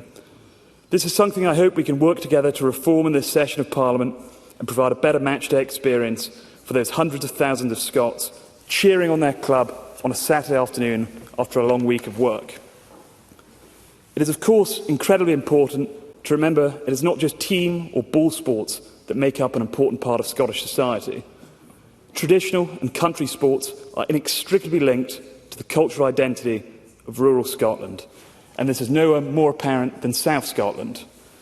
Whether it be angling in the River Tweed, race meets at Ayr, or driven shooting in the Niff Valley, country and traditional sports have been enjoyed right across South Scotland throughout generations of families and by entire communities. Towards the end of the last session of Parliament, we saw a ban on greyhound racing brought into effect, despite the last greyhound racing track in Scotland having already closed, suggesting an ideological aversion to traditional and country sports rather than an evidence-based and pragmatic approach focused on their continued sustainability that ensures the highest levels of conservation and welfare. Instead, it is those who interact with Scotland's animals and natural environment on a daily basis and who care for it most that feel they may be targeted with similar draconian legislation. I know many of my constituents in South Scotland and those in rural communities across the country fear that this session of Parliament may see the targeting of their beloved sports that form the bedrock of their community identity and often play invaluable roles in local economies. Important source of local employment and prosperity that would be very hard to replace. So, it is on the back of what has been such a successful year of sport for Scotland to date that I ask this Parliament to carry on a positive attitude towards the fantastic institutions and traditions of Scottish sport and those that support it. Whether it be match-going football fans or those who enjoy country sports in our rural areas, the many people that make up the fabric of Scottish society should be allowed to get on with their pursuits with fewer interventions from this chamber and instead be celebrated for their rich contribution to our identity. Thank you very much.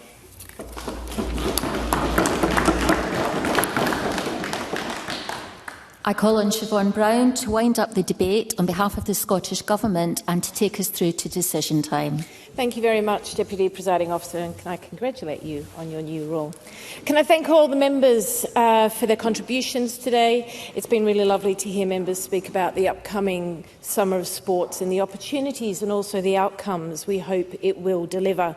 I welcome the amendments to the motion put forward by colleagues across the chamber, which further emphasise the collective value and the importance we all place on the transformative power of sport in our communities. And I'm happy to confirm that the Scottish Government will support all the amendments today. However, just in relation to the Greens, we should be clear that the local government are responsible for funding local facilities such as the Aquatech, which was mentioned in Motherwell. And I know that there has been discussions and no doubt some further discussions regarding the ticketing cap, and we absolutely recognise that sport should be affordable and accessible. Football is the country's most popular sport, and our leagues are the best attended in Europe per head of population. We will continue to work with the local football authorities to maintain and grow these levels of attendance and make football more affordable and enjoyable for fans. The Summer of Sport is an ambitious and inspiring programme that sits at the intersection of so many of my responsibilities as Minister for Children and Young People, and the promise, of course. Graham Simpson. Thank the Minister for taking the intervention. I'm sure, like me, she's really enjoyed this debate about sport, but I could only pick up 2 members who actually admit to currently taking part in any sport, and that is badminton ace Ershad Ahmed and top footballer Jack Middleton. I may have missed some, but would she join me in encouraging all members in this summer of sport to take part in at least one over the next few months? Siobhan Brown. Thank you very much, Presiding Officer, and absolutely I would support that suggestion. It connects to children's rights and services and outdoor play, and to my work supporting looked after children and young people and those with learning disabilities, autism and neurodivergence. Because this is not just a sports programme, it's a children's rights programme, it's a wellbeing programme, and fundamentally it is about equity, belonging and opportunity. And as we look ahead to what promises to be a really truly exciting summer, we recognise that sport has a unique ability to unite people and to inspire the nation, and we are determined to harness that power, of course. David Barrett. Thank you very much for accepting the intervention. As chieftain of Inverkeithing Highland Games, I just wanted to ensure that the role of Highland Games are not forgotten in the debate of this motion. And could I ask the member if they recognise the cultural importance of Highland Games to Scotland's Summer of Sport? And can I extend an invite to everyone across the chamber to attend Inverkeithing Highland Games on the 8th of August? Siobhan Brown. Yes, absolutely. We need to recognise the importance of the Highland Games as well, not to be left out. Crucially, activities within this programme will be free, targeted or low cost. That matters because in the midst of a cost of living crisis, cost remains one of the biggest barriers to participation for too many children and young people. And at a local level, we will see commitment in action with funding distributed across all 32 local authorities, ensuring every community in Scotland can benefit. But from my perspective as Minister, what matters the most is who the programme is designed for. Yes, it is universal, open to all children and young people, but it is also deliberately targeted. The Summer of Sport is prioritising children who too often face structural barriers to participation, children living in poverty, children with additional support needs, care experienced young people, young carers and those in rural and isolated communities. And that is absolutely the right approach. Because when we talk about children's rights, we're not just talking about the access in theory, we're talking about meaningful, equitable access in practice. And that means recognising that some children need more support than others to participate. Inclusion is just not an add-on in this programme, it is central to it. And while local authorities and national partners still have a few weeks to finalise plans, what we've seen so far has been really extremely encouraging. Across local authorities, national governing bodies and partner organisations, there is a strong, consistent focus on reaching underrepresented groups, creating accessible and welcoming environments, and removing barriers, whether those are financial, physical or psychological. Many of these plans are rooted in communities, delivered in familiar, trusted community spaces and supported by trained and inclusive workforces. And that is really particularly important for children with learning disabilities and neurodivergence. Through community-based delivery and partnerships with a third sector organisation, delivery will help create spaces where children can take part, they can feel included and they can build relationships. For example, Work in Glasgow will include an alternative engagement programme, which is Class to Clubs, which is designed as a targeted intervention for identified pupils who are currently disengaged, and using a progressive engagement model that begins with small group support. The programme will focus on those least likely to participate in physical activity, helping to build confidence and create pathways for pupils into both school-based and community sport. Cara Malkin. Can I thank you to the Minister for taking the intervention. I'm really interested in the points you were making about in our more deprived communities. It's really important that there's facilities that people, children in particular, are familiar with.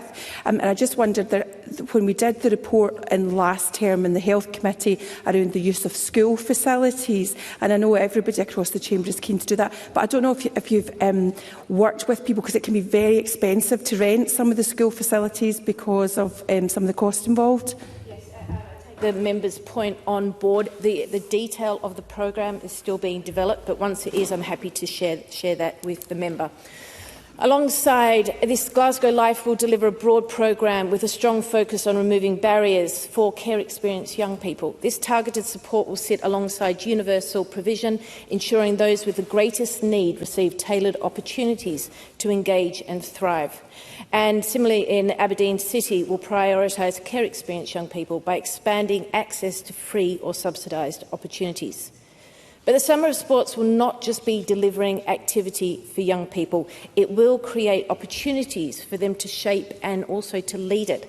For example, Youth Scotland is developing proposals to support young people facing barriers such as poverty, rural isolation, disability or low confidence. And through its network of over 600 youth organisations, it will deliver inclusive, informal, locally tailored activities in trusted settings, shaped by young people with opportunities for leadership and peer mentoring roles. And the emphasis on young voice is a real strength in this programme. Because much of the delivery will take place outside, the wider Summer of Sport programme is also significant from an outdoor play perspective. We know that outdoor activity brings distinct benefits, from mental health, for supporting risk-taking and resilience, and for fostering a connection to a place and community. What I find particularly powerful about this program is its place-based, partnership-driven delivery approach. And across Scotland, local authorities will be working alongside Active Scotland networks, leisure trusts, clubs and community organisations and the third sector. And they will be designing, it's not a one-fits-all model, and local plans will be shaped by local needs. So we are beginning to see the proposals being that offer universal discounts and free access to existing programs, targeted outreach into communities and leadership and employability pathways for young people. All this reflects a system that is working together to maximise reach and impact. Importantly, these programs are being designed with pathways in mind, not just a single summer experience, but a bridge into long-term participation. And the investment in workforce and capacity building is vital to this. This matters because the legacy of this program will not just be for this summer, it will be for stronger systems and workforce that remains afterwards. I'm just going to touch on a few contributions, if I may, during this debate, and can I recognise the first-time speeches and contributions from Victor Curry, Colin Merrick, Ishrad Hamed, Alan Smith, Stephen Bonner, Adam Harley, Jenny Young and Jamie Langan. And I'll touch on a few points, if I may, that Jackie Bailey, you mentioned also in your motion. I acknowledge that there are some concerns regarding the rollout of national swimming, but we all agree that swimming is vital for our youngsters to learn to swim. It's a core skill that can save lives, and I know this was mentioned by Jack Middleton and Colin Merrick as well. There has been a school swimming working group that's been set up with the Scottish Government and COSLA, and this will look at how this is going to be rolled out across Scotland, and I know the Minister from Sport will be happy to meet with Ms Bailey to discuss this further. Gillian Mackay, who raised in her contribution about sponsorship. So we recognise the Commonwealth Games were required to secure sponsorship because they weren't given any Scottish Government funding. However, we are working with the organising committee and Team Scotland to ensure healthy products are being promoted wherever possible. Miles Briggs, thank you for your wise words to all the new members. And Rachel Hamilton, your suggestion about having an event at Holyrood, I think it's a good idea. I don't know how it's going to be organised in the next couple of weeks, but maybe something after recess it could be organised. Colin Merrick, you asked about the evaluation and monitoring of the programme. An evaluation and monitoring plan has been agreed with partners, and this will be undertaken through Sports Scotland's arrangements. I do know that Sports Scotland are also contracting an independent evaluation of the fund to evidence the impact of the additional public investment. Adam Harley, you mentioned the potential closure of Ayr Diving Club in Ayr, being the only West Coast facility of diving in Scotland. I recently met with a constituent who was concerned about this local closure. And she told me about her son, who didn't have much confidence. And she said, Siobhan, when I see him on these diving boards, he turns into a different boy. He's on top of the world and he's got all the confidence in the world. And that really echoed with me what she said. It is a local authority decision and it is up to South Ayrshire Council, but I do know that conversations are ongoing there. So that brings me to the final point I want to make. This programme is not about a moment, it's about a legacy. Yes, it's about making this summer a summer to remember, but more importantly, it's about creating habits that last, building confidence that stays with young people, and embedding participation in communities for the longer term.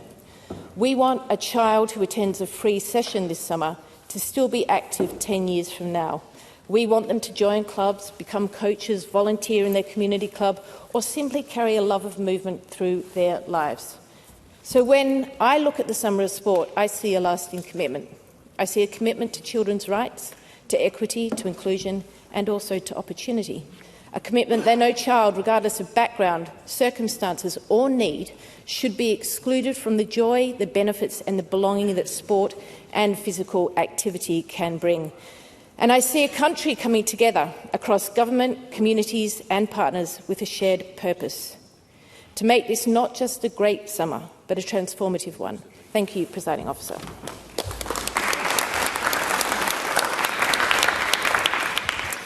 Thank you. We now move to decision time, and there are 4 questions we put as a result of today's business.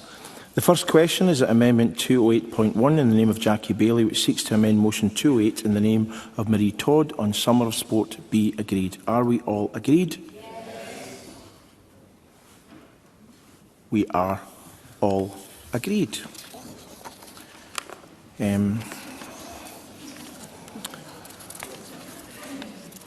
The next question is Amendment 208.3 in the name of Gillian Mackay, which seeks to amend Motion 208 in the name of Marie Todd on Summer of Sport be agreed. Are we all agreed? Yes. We are all agreed. Oh, sorry, we're not all agreed. I knew this Summer of Love couldn't continue much longer. Okay, we will therefore move to a division, and we'll suspend for a moment or two until we access the digital voting system.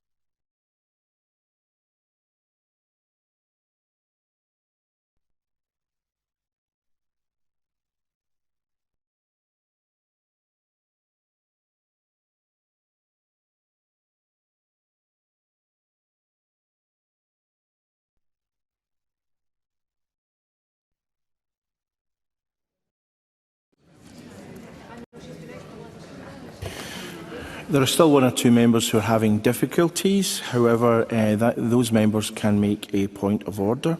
And for everyone else, please vote now.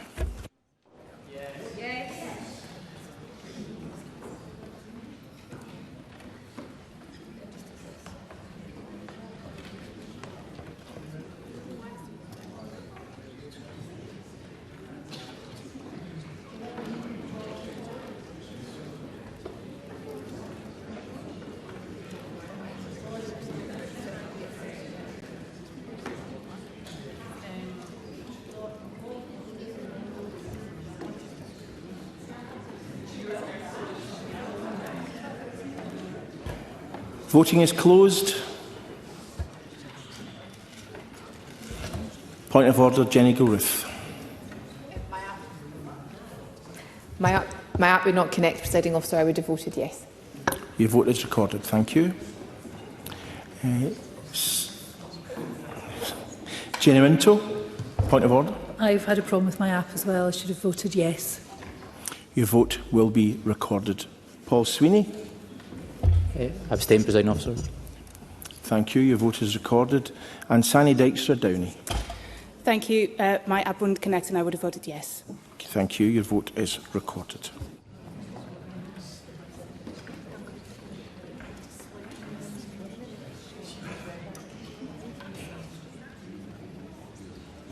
Katie Clark, point of order. I would have abstained. Thank you. That is recorded. And YP Chow Turvey? Yes, I would have voted yes. Thank you.